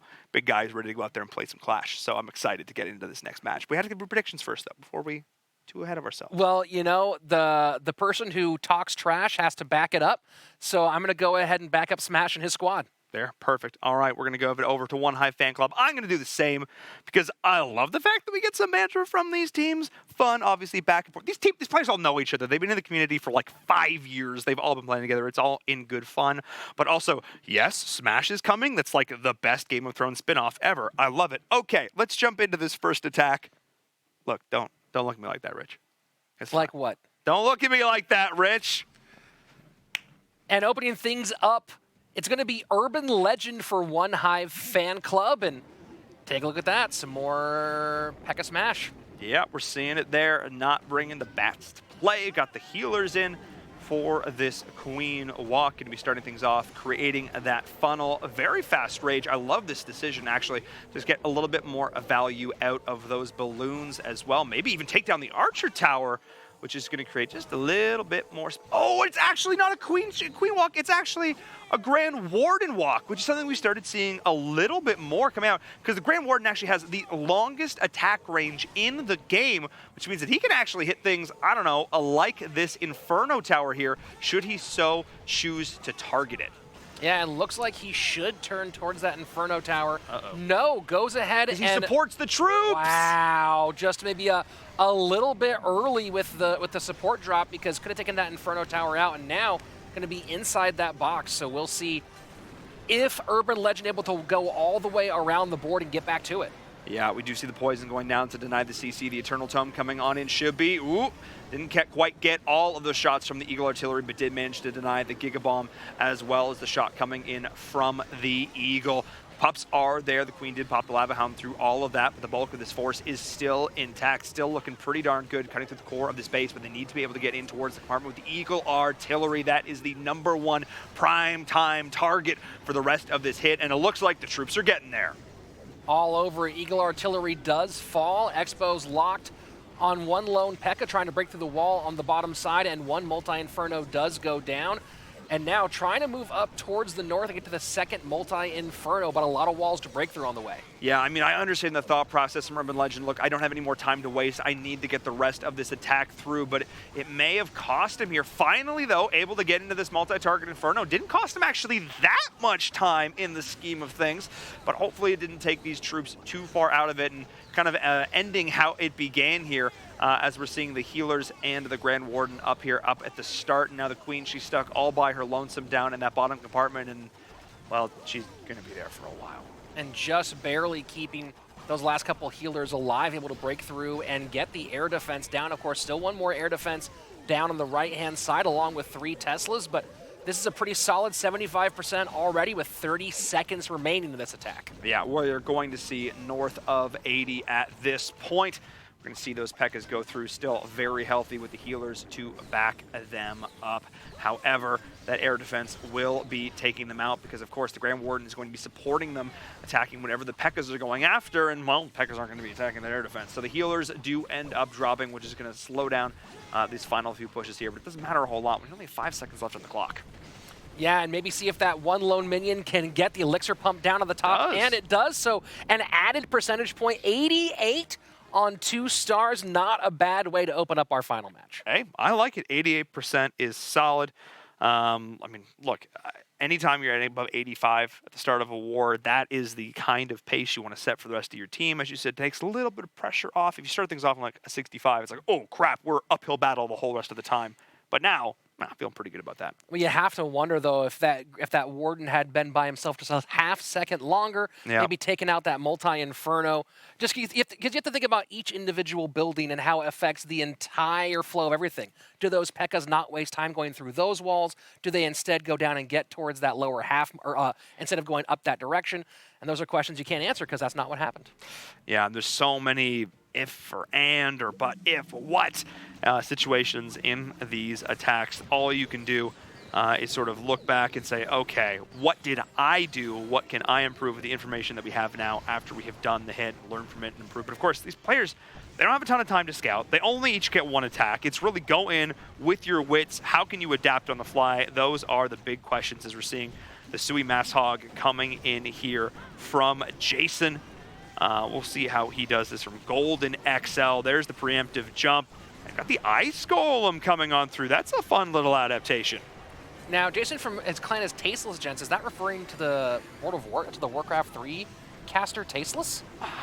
Probably. I mean, if you're Tasteless, then I'm Artosa. I mean, I guess that's just how it's going to have to be here. In either case, we are going to be seeing a pretty hype gameplay here to match this theoretical casting as we're seeing the bulk of the smash go on through, accumulating a pretty nice opening here.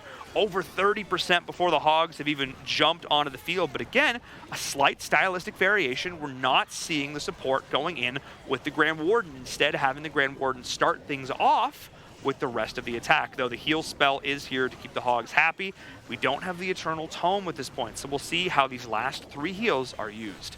Yeah, Eternal Tome already popped, and those Hogs did get very clumped. You saw a couple nice spring traps, get a few of them off the board, and 55%, minute 30 left.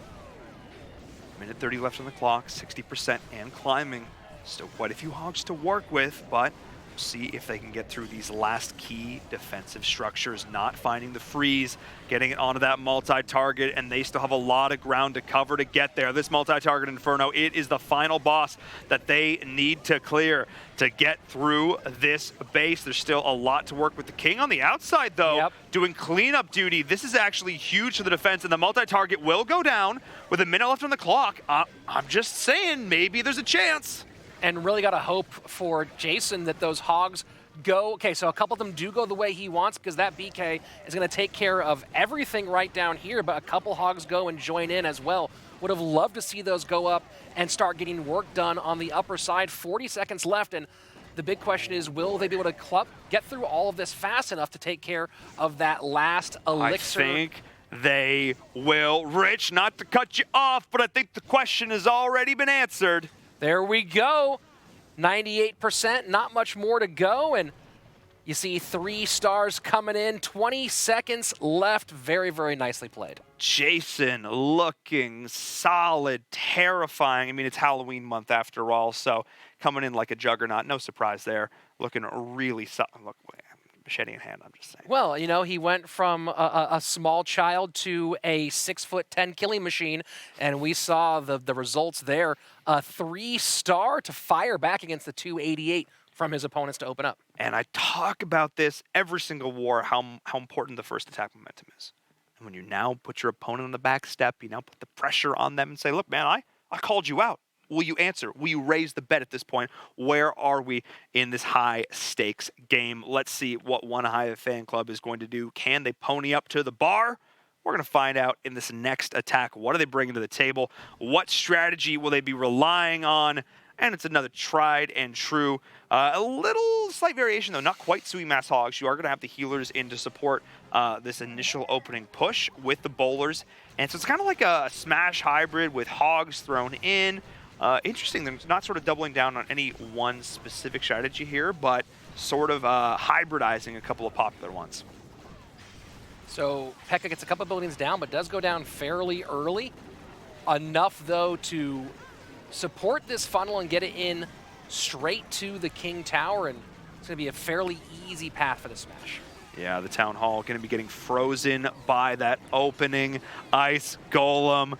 And I love the addition of the Ice Golem in this. It's a big tanky unit that's got so much utility to offer. Talk about utility, I mean how much it can shut down those opponents. Oh boy, gotta keep the barbecue. Actually, the king doesn't matter so much. The healers are sort of getting a little bit distracted. But here comes the second phase of this, going in a little bit early. Actually opting to have the king be there to help tank and add that additional damage. I love this decision to throw those in early because the rest of the forces are still here in the middle of the base trying to deal with these defensive structures. And ooh, they're getting pretty chunked though. Yeah, interesting time and placement on that freeze. That was the pop of the ice golem. Excuse me, and you see the hogs, a few go flying and a few more as well, and they're trying to work through the left-hand side. Minute 42 left, and they do still have one heal remaining. And there it goes. We are seeing, the last heal being dropped. At this point, a couple healers as well in the mix. They need to take down that multi-target Inferno to keep them alive.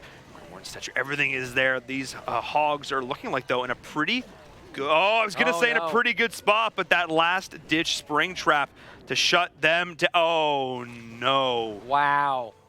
2 stars, and this is maybe going to climb... This will climb over 70%, but not just by a barely. significant margin because you still have a few different defensive buildings available and couldn't get to this little chunk right here. You have the archer tower, you have a cannon, you still have that air defense and not able to break through, and that's going to be it, keeping this in the low 70s. Yeah, really nice hold here. And again, trying to go for a cute kind of hybrid strategy from Warbull. Goes in, doesn't fully commit to the smash, doesn't fully commit all the resources with the hog charge. So it's just kind of interesting how that really worked out for him there. I'm sure the experts are looking at this and they've got a lot more answers as to what exactly went wrong there. But still, 75% 2-star. It's fine. It's respectable on any other day, in any other tournament, in any other part of the bracket. I'd say that's fine. But not when your back's against the wall, and not when your team is facing elimination, not when you're already down a star in this war. Rich, maybe the pressure's getting to them. Yeah, it's very, very possible. I mean, this is the big moment, and you had one player kind of call out the other team, or at least say that he was coming, and now the pressure's on. Smash has to show up when it comes to be his turn to go on offense. I'm so excited to see what Smash Machamer is going to bring to the table. Not sure exactly where that's going to be in the run of things here, but with every next attack, we'll be keeping an eye on that because he's got to step up for his team. As we're jumping back on board with Golden XL, seeing if they can follow up. It's a smug cat. I mean, I feel like most cats are pretty smug. So that makes sense. I've actually seen Grumpy Cat in real life. Really? Yeah, Before she passed away. Yeah, saw him at the now defunct comic book shop on Sunset Meltdown. Oh. Yeah. Oh, there you go. Hollywood. That's a very Hollywood thing. I saw a cat meme, IRL cat meme. I saw a real life cat meme at a moderately famous comic book shop. There you go. Look, I mean, learning new things every single day. Rest in peace, Starter Sauce. As we are now seeing what looks like interesting variation. We've got dragons and bats coming in. I'm sure there was a bats. I know there's some fancy name for it, but I can't remember it off the top of my head. I believe we saw a variation of this tack earlier on, as we're seeing a bit of a funnel being created towards this 12 o'clock position and also down at 3. And then the rest of the balloons come on in with the dragons as well, committing to this air. Wow, this is perfect. That was exactly the right sort of slice of the base to still go through, and that's a ton of dragons. That's a big pile of dragons, and Town Hall should drop fairly quickly, although Sweeper pushing back a little bit, making it take a half second longer. The question, will they move on early enough? And Eternal Tome does protect from the Giga Bomb, and still a very healthy attack, and here you go. I love this. You still had the dragons there to start the tanking process for these bats. You still got the free spells, and then opting to bring in the Stone Slammer from the other side as well. This is a pincer move if I ever saw one. They are collapsing beautifully. There's still so many dragons alive. Smug Cat's probably feeling pretty good. This might be a little early to call, but this smells like a 3-star. Yeah, it was a really, really nice timing to get the Stone Slammer on the western side of the map to come in and tank for the bats. Would have loved to get that ahead in front of that wizard tower to get those bats a little bit more cover over time, but looks like it's not going to be a big issue. Remember, that Stone Slammer still active and nothing available to take it down, and yeah, Paul, this is feeling like a 3-star. This may be the first attack I've ever seen where a Stone Slammer in its original undestroyed form makes it all the way to the end of an attack. I've got to say already, depending on it, unless something even crazier happens so far this war, this is the attack that I want to go over at the end of the game. That was sick. It's not really something I've exactly seen before. It's an air variation with the bat spells and the dragons and the balloons. And normally I'm not a big fan of all these all-in air attacks. Carbonfin loves them, but normally I'm more a fan of like on the ground, boots on the ground kind of vibe. But that felt good, and that's back-to-back 100% hits. What? Yeah, that's kind of a crazy opening. So, you know, I actually did just I got a note that I miscalled which match was going to be the 15-star. Yeah. I just read the name wrong, and it wasn't going to be Golden XL. Gotcha. That makes a lot of sense when you're in your time traveling notebook. Yeah. It was kind of right. A little misread there. You know, I guess I learned to read last year, so I didn't read Golden XL versus of course. the team name. So very unfortunate. But the nice thing about that attack was the multi-layer that you were talking about. Was first of all creating the path that you wanted the dragons and the balloons to take, and then once the dragons were tanking, bats come in, and then the Stone Slammer all on its own from the other side, and that just, as you said, the ultimate pincer move took it right through, and a beautiful 3-star attack. Beautiful, which now puts even more pressure on the One Hive Fan Club. They can't be a fan club any longer. They need to step up and be the real deal. Neon Waves, can she get it done? A chance to sit down and chat with her at DreamHack Dallas there with the rest of the One Hive team. And really excited to be there at that live event environment. And if they want to make it back to DreamHack Atlanta, they're going to need to step their game up right and now. Once again, looks like Sui Mass Air, the E-Drags and Balloons. Going to be seeing interesting variation, taking that one additional heal spell as well. We'll see how that comes into effect here for her. She's starting to create this funnel. Already used that Royal Cloak. So not going to be able to get the Queen into position to take down the Town Hall at the start. And also, the Lava Hound survives. Now, this is an interesting situation because in some cases that's actually a good thing because you don't want to pop you don't need to kill the Lava Hound to win, to clear the entire base. And popping all those pups can actually be way more dangerous and scary than actually just dealing with the Lava Hound itself. So, and Neon Waves, you can see waiting for the Lava Hound to move on to the other side of the map before dropping this entire attack. This is very smart. So she actually dropped to the one archer over there to bait it away. That was actually huge. That was a big brain 200 IQ play coming out there as we are seeing the Town Hall. Oh, going to drop, but the Grand Warden wasn't in place. We just lost about 10 balloons off the back of that Giga Bomb. Pop! Those are not the Luft balloons they want to be seeing. Oh boy. Yeah, so many things not going the way of Neon Waves in this attack. A nice recovery conceptually with pulling the Lava Hound to the opposite side, but wow, so much difficulty. Yeah, this is an attack that just got smacked right at the start. I mean, that's a tough one to come back from, especially considering the Eagle Artillery is still up. The Chain Lightning is going to go through, but the balloons are just getting ripped apart. Pop one after the other. And there's not a whole lot left to this attack. Yeah, just got away from her. And now this puts the entire squad in kind of a rough spot because barring a 1-star mistake from Golden XL, it's going to leave this pressure on the final 2 attackers who are going to have to both 3-star. But even then, they absolutely have to 3-star, but they also have to hope that their opponents blunder enough in these next 3 attacks to bring the percentage down. Because right now, they're averaging 100%. So even if you pull off multiple 3s of your own, you've only been getting like mid-80s, and like you've been doing okay, but you still need to deal with the fact that you're trying to bring back down these incredible hits, and still 80% 2-star, fine, solid. Again, any other day, any other tournament, any other part of the bracket, you'd be fine, but not today. Not when you're facing elimination, not when your other squad has got 100%. 2 times in a row. And don't forget, there are still 3 attacks left for Golden XL, so who knows what kind of damage they could put up over the course of those 3. Yeah, I mean, if you're a One Hive Fan Club fan, you need to hope the Golden XL just tanks right here. And it's possible, but we've seen some 1-stars today, or we've seen a 1-star today. Yeah, but look, the momentum that Golden XL is bringing off the back of this, they've got to be feeling hype. I'm hype. I want to see this next attack. I want to see if they can continue, because I don't think we've ever seen, in the history of the Mobile Open, I don't think we have ever seen 3 triples, a triple back-to-back. No, maybe we saw one. Maybe we saw one. Sub-Zero trying to get the turkey. We'll see what happens. Yeah, I mean, we saw 3 back-to-back from both 2 different teams last week, but we never saw one team go back-to-back-to-back, I do not believe.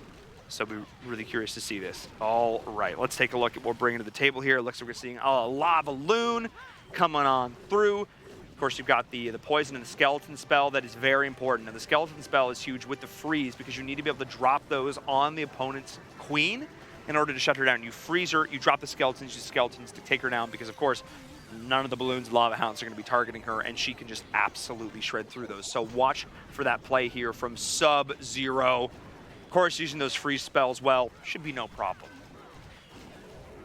So here we go. Queen taking care of the lava pups after the pop, and now just waiting, passing that first minute mark. It's going to be a little bit longer before we see that full lava loon attack come in. 27 balloons, so we'll see if we can get a little bit more room. And here we go. 2 lava hounds up top, and balloons now starting to clear, and they're going to try to get that full L going from that top side along through the bottom and then down to the bottom corner. Yeah, throwing those haste spells down ahead of time just to make sure that everything was perfectly lined up. Didn't want to get those out. And then beautifully timing those with the rage as well. Those balloons are doing a lot of work. The Stone Slammer is there, but the sweepers are giving them a little bit of trouble, just throwing things around, but you still have the pups as well. You need to back these up. And preemptive freezes on those multi-target Infernos. I'm not sure they're able to do enough, though. There we do go. Ooh, but a lot of mines coming in to try and take those down. Do they get that middle multi-target Inferno? They do not. Oh, that's huge, no. Rich. That was massive, and that is is that like a one-shot multi-tower Inferno still staying alive, and these balloons now just getting ripped through by that burn. Yeah, this is big. The Grand Warden with all of these pups, minions, everything on the outside is going to have to try and work through this. This is going to be very difficult to do because, of course, he's not going to target those until the pups get there themselves, and they still have all the air skills, everything up there to deal with. So we'll keep an eye on this. The Grand Warden is just going to actually survive. He still had the Eternal Tome through all this, and he actually did take it out. Hang on a second, Rich. Those 7 seconds of invulnerability may have been the breath of life for this attack, keeping him alive just a little bit longer, but I still see some key defenses. I still see a Wizard Tower down there, which is going to shut all this down. And finally, those last 2 wall breakers get used. I mean, for no real efficacy, you kind of hate to leave troops on the board like that, but this is still going to pass the 80% mark, and so you're still going to have a pretty solid. This actually might not get past 80%. It's 78 right now, and wow, it does end just a little bit shy of 80% Sub-Zero. And look at that. You see how much was done on this attack, but not quite able to get across that very important number. Sub-Zero, Sub-Zero, Sub-80.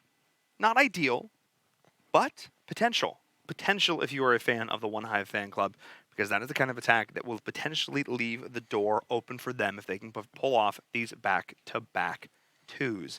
And even if they don't necessarily get the first one here, keep in mind things aren't necessarily out for the count because there's a chance technically that Golden XL can actually pull off the 1-star here. I say pull off like it's a good thing. It's not. Accidentally bring out the 1-star.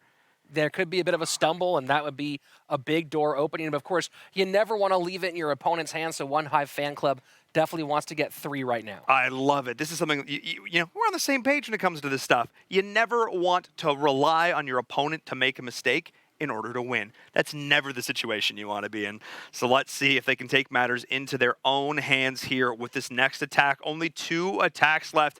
I'm waiting for him. There he is, Smash Machamer, joining the party. Had some words for his opponents on Golden XL. Now the question becomes, can he back them up? Smash is coming. The real question is Smash going to the next round? And a big part of that answer is going to be made right here. He needs to go clutch. We talk about clutch or kick, and when your back is against the wall, when all the pressure is on, when you hear the roar of the crowd, or real or imagined, can you go big when you need to? We've seen so many players go clutch on stage. Smash Machamer was there in Dallas. He has witnessed it. He's felt the pressure, and he's performed under the pressure. Can he do it right here for his team? They are counting on him to get this done. As we go and we get some P.E.K.K.A smash action. The jump is here. The healers, everything to back this up. Look at this next jump spell. He knows exactly where he needs to go. Just getting right to the heart of this base, and right after that Eagle artillery, It does get its first shot off, but, and again, the troops kind of holding on a little bit longer in the middle than maybe you would have liked. Eagle Artillery still alive and does get the first of that next salvo up into the air. We are able to take down the town hall, so that's the first star. Second star going to be accrued here in just a second, as we are seeing the bowlers doing their work. All the splash damage in the clutter of this base, throwing down the heal as well. We're going to see balloons coming out of the Stone Slammer. We'll look where he sets up the haste, where he opts to go through with that one. Still has a few healers alive, as well as the Archer Queen, who still has her ability, and the Grand Warden. These are the resources we need to be keeping an eye on. There is the Royal Cloak going on through, dealing with these hidden Teslas. And now we still have a decent amount of resources left, despite the fact that only 71% of the board. I see a lot of very good looking health bars for some of these critical heroes like the Grand Warden and like this Barbican. I mean, I'm feeling pretty good about this hit right now, Rich. Yeah, the big question is how long can these balloons survive? You do still have a Wizard Tower alive right here, and it does take care of a lot of those balloons with the help of the skeletons. So 51 seconds left. Can this Grand Warden get across and start doing some DPS from range? I think that is going to be the case. We still have some P.E.K.K.A.s. We still got the bowlers. We still got a few healers as the mines are coming on through. With 96% left, I think this is going to be it. With 30 seconds left on the clock, can the Barbarian King get through the wall and get that one Archer Tower? That is the question.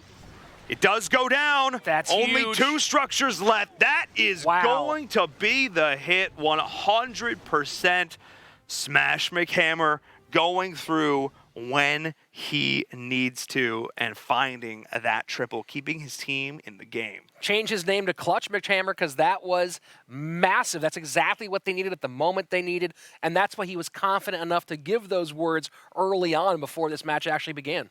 And that brings them so much closer in terms of the percentage as well. If they can pull off the next 3, and if Golden XL pulls off a couple of subpar hits, One Hive Fan Club could theoretically snatch victory from the jaws of defeat. Golden XL had the strongest opening you could hope for with back-to-back triples, but they need to stay calm, stay cool, stay collected, and round this one out strong. Let's see what this 4th attack looks like from them. Let's see what strategy they feel comfortable with using here. And we're going to see. Well, looks like some P.E.K.K.A.s. We've got some bowlers. We've got some witches thrown in for good measure. I sometimes jokingly, lovingly like to call these the kitchen sink strategy because you're just throwing everything at them. And we'll see if Sausage actually does like how it's made. And Warden Walk. Yeah, second time we've seen that today. And as you mentioned, Warden super long range. And of course, does very, very high single target damage. Yeah, it's really solid. It's not going to chew through things quite as quickly as the Queen would, but it still does work for sure, and a very good way of safely, very safely starting this off, because often the Queen will walk in and she gets some range of multi-target Infernos. We see oftentimes she drags those healers into precarious situations with her, whereas the Grand Warden is much less likely to do that, as the Stone Slammer, the second phase of this attack, is coming on through, denying that air defense. So we'll see where the rest of the troops are going to be as the balloons pop right on out of this Stone Slammer. And you see a couple archers on the left-hand side of your screen. One now does get targeted by a mortar, but just helping out a little bit. And if we are getting close to that 3-star, or at least trying to go for a high percentage, those couple of buildings could be the difference.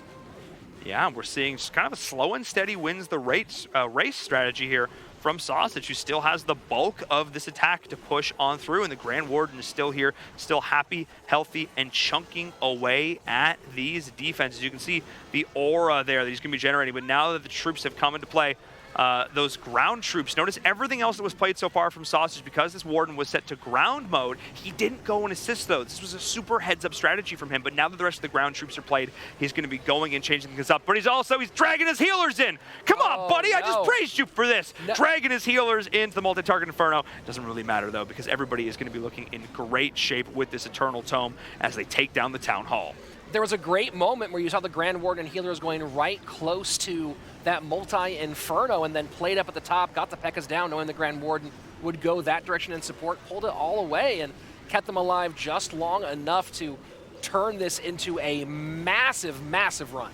Yeah, they're pushing right through the core of this base. The Queen has found herself some healers on the heroes. There we go. And that is definitely ideal as the rest of this is still pushing through the core of this base. You still have all these skeletons being summoned by the witch as the queen is going along the outside here. Only 29 seconds left on the clock.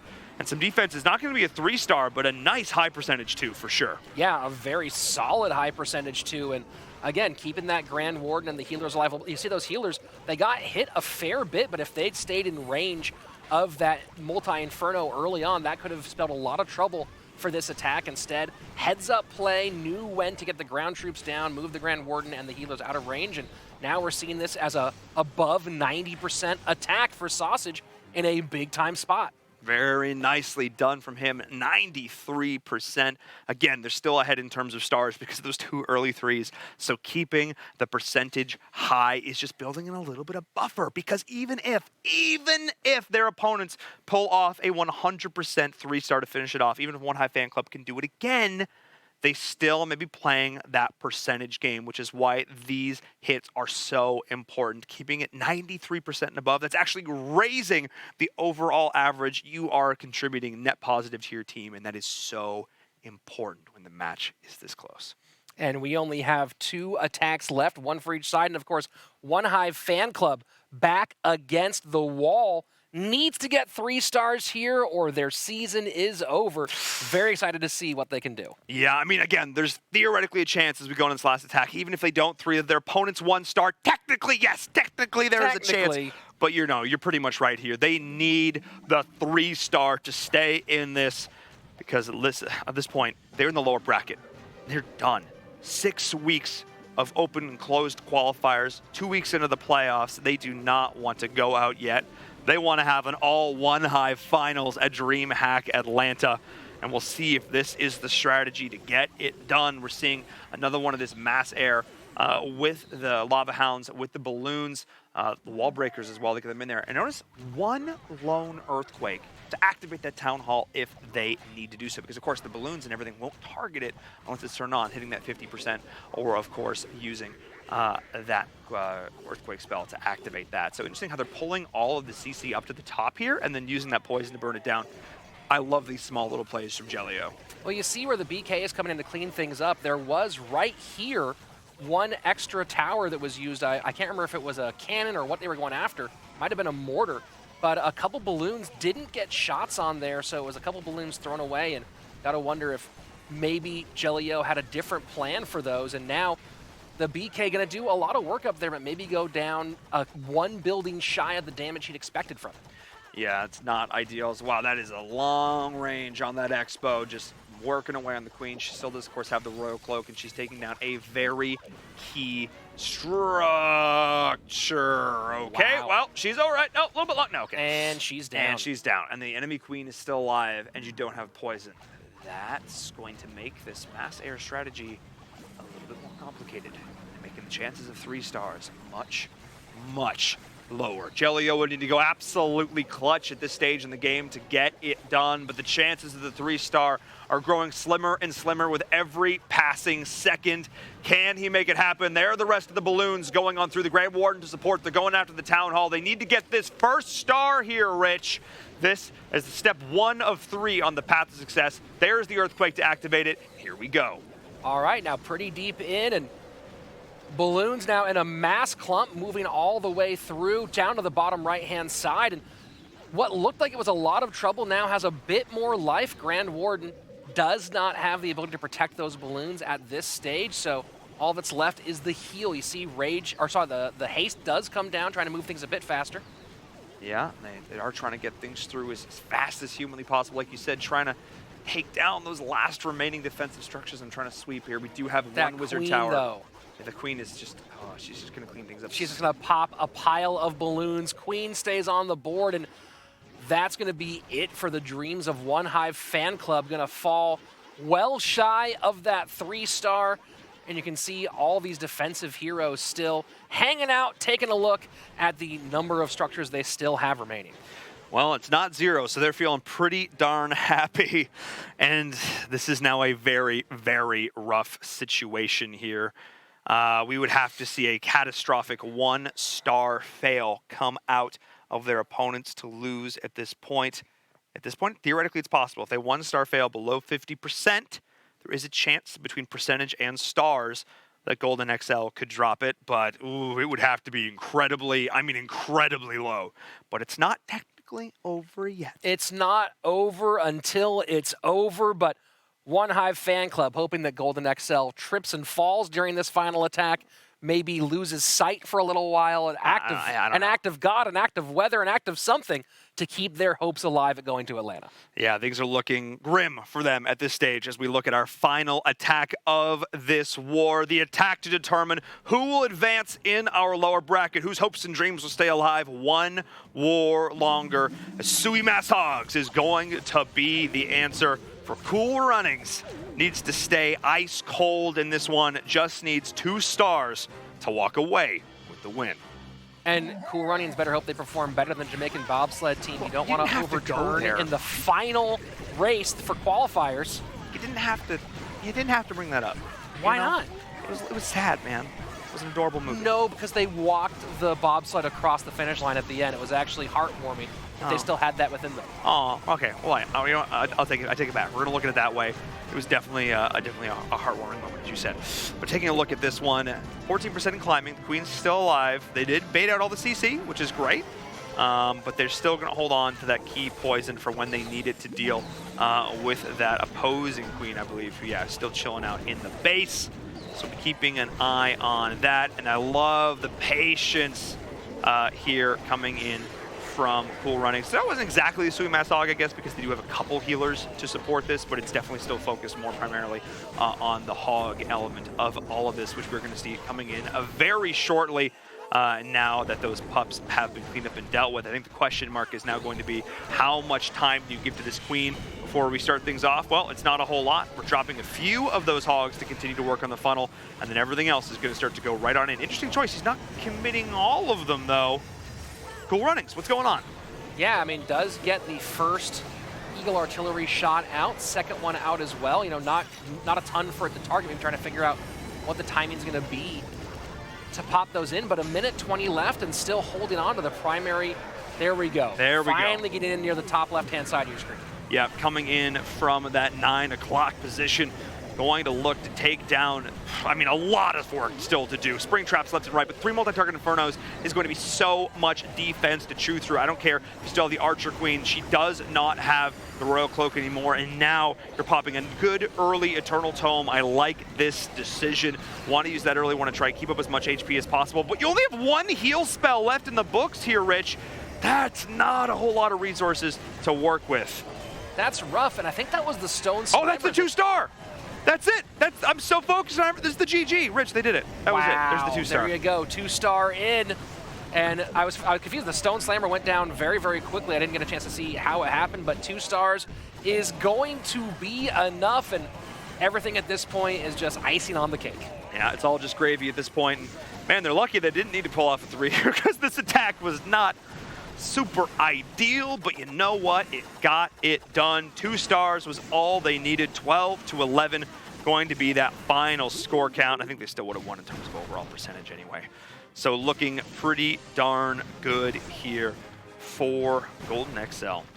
And really nice play from them, taking the win over the One Hive Fan Club, who unfortunately will just have to be a fan club at this point and cheer on the rest of the roster, because they are out of the tournament here in the lower half of the bracket. If we take a look at our final score, 85.6 to 89.4. Golden XL winning in terms of stars, winning in terms of percentage.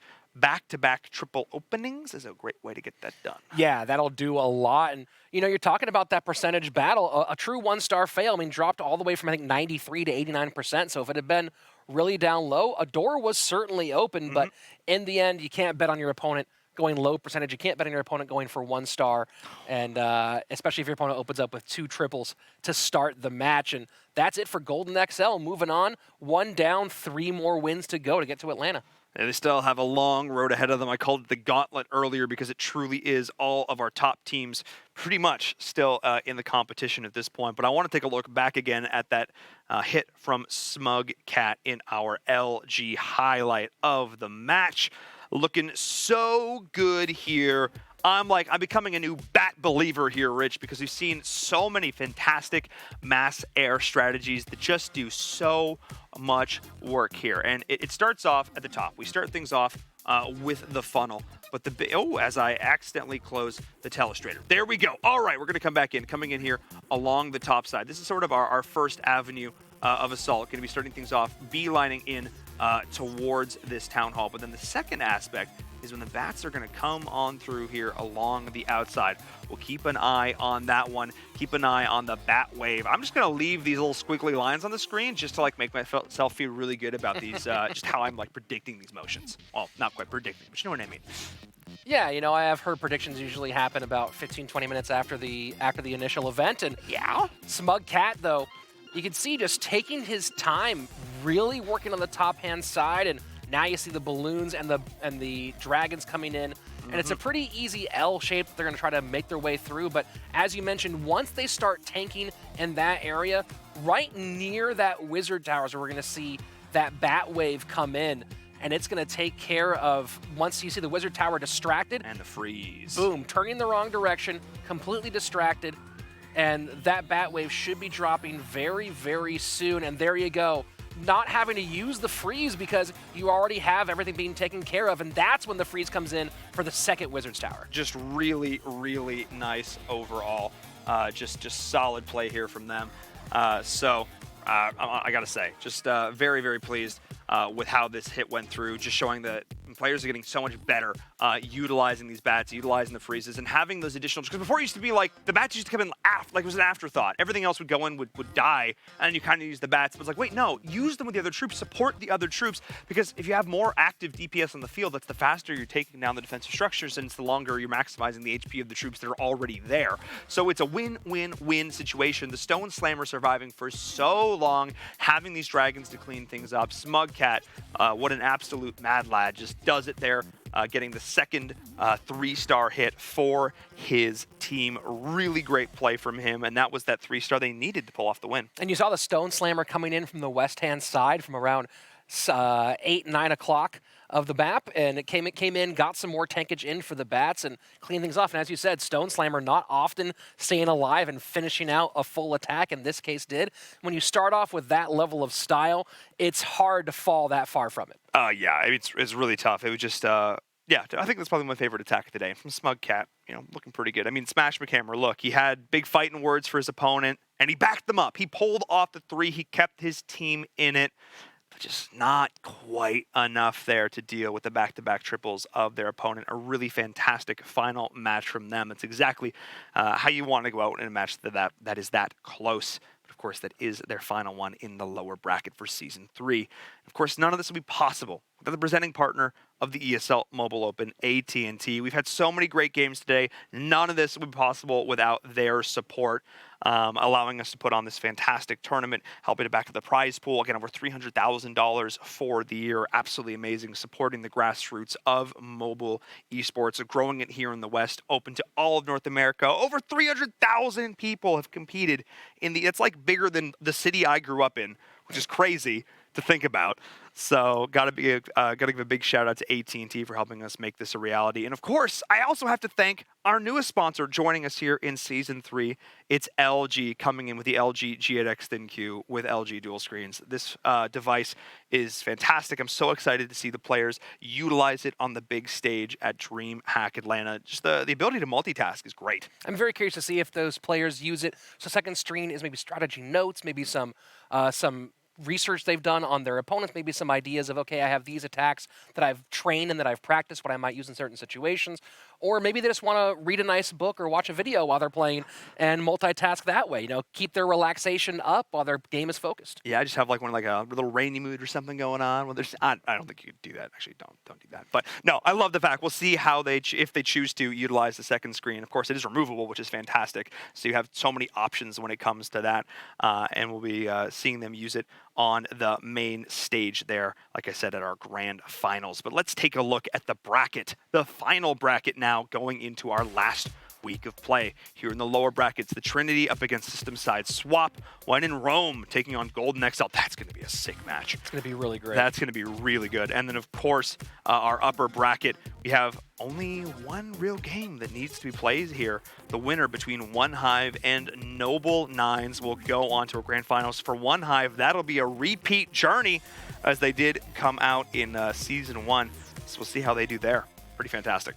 Yeah, I mean, it'd be great to go back-to-back as a champion. And, of course, the One Hive, definitely a very strong name in Clash of Clans or mobile esports overall. And you see, again, how valuable that one-match victory was in the upper bracket, saving you. And you have one more match to go for Atlanta rather than 3 to go for Atlanta. And that is a massive difference because tons of things can happen over 15 attacks that cannot happen over 5. Yeah, you have 3 times the chances to lose. Yeah.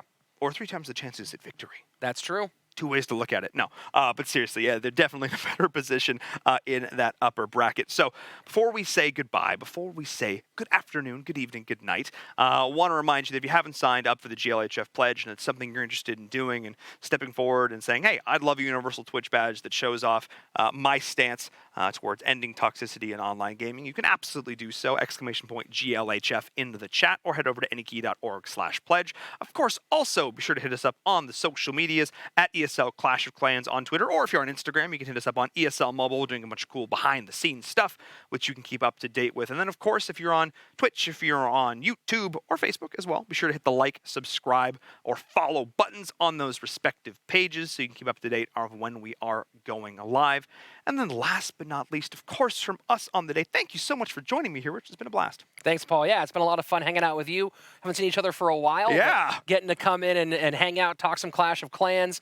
Throw in a little bit of cringe here and there, which you know I love. This has been a joy. So thanks to you and everyone here at ESL for having me as part ESL as part of the plan today. Of course, it's been an absolute pleasure. We're coming back with more action next week that you don't want to miss, deciding who will be joining us at our finals at DreamHack Atlanta. For myself, the crew, and everyone, we'll see you then.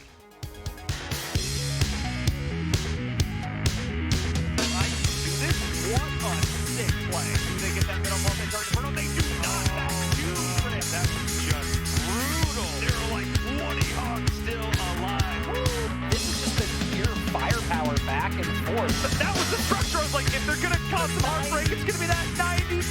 No. Wow, they get it done in an instant blink, and you missed it. That was sick. Oh, going to drop, but the Grand Warden wasn't in place. We just lost about 10 balloons. Well, it's going to be great history being made coming up next fall. Oh. Just barely. This is the ESL Mobile Open, presented by AT&T. That has ever happened. That's only huge. 2 structures left. That is going to be the hit 100%.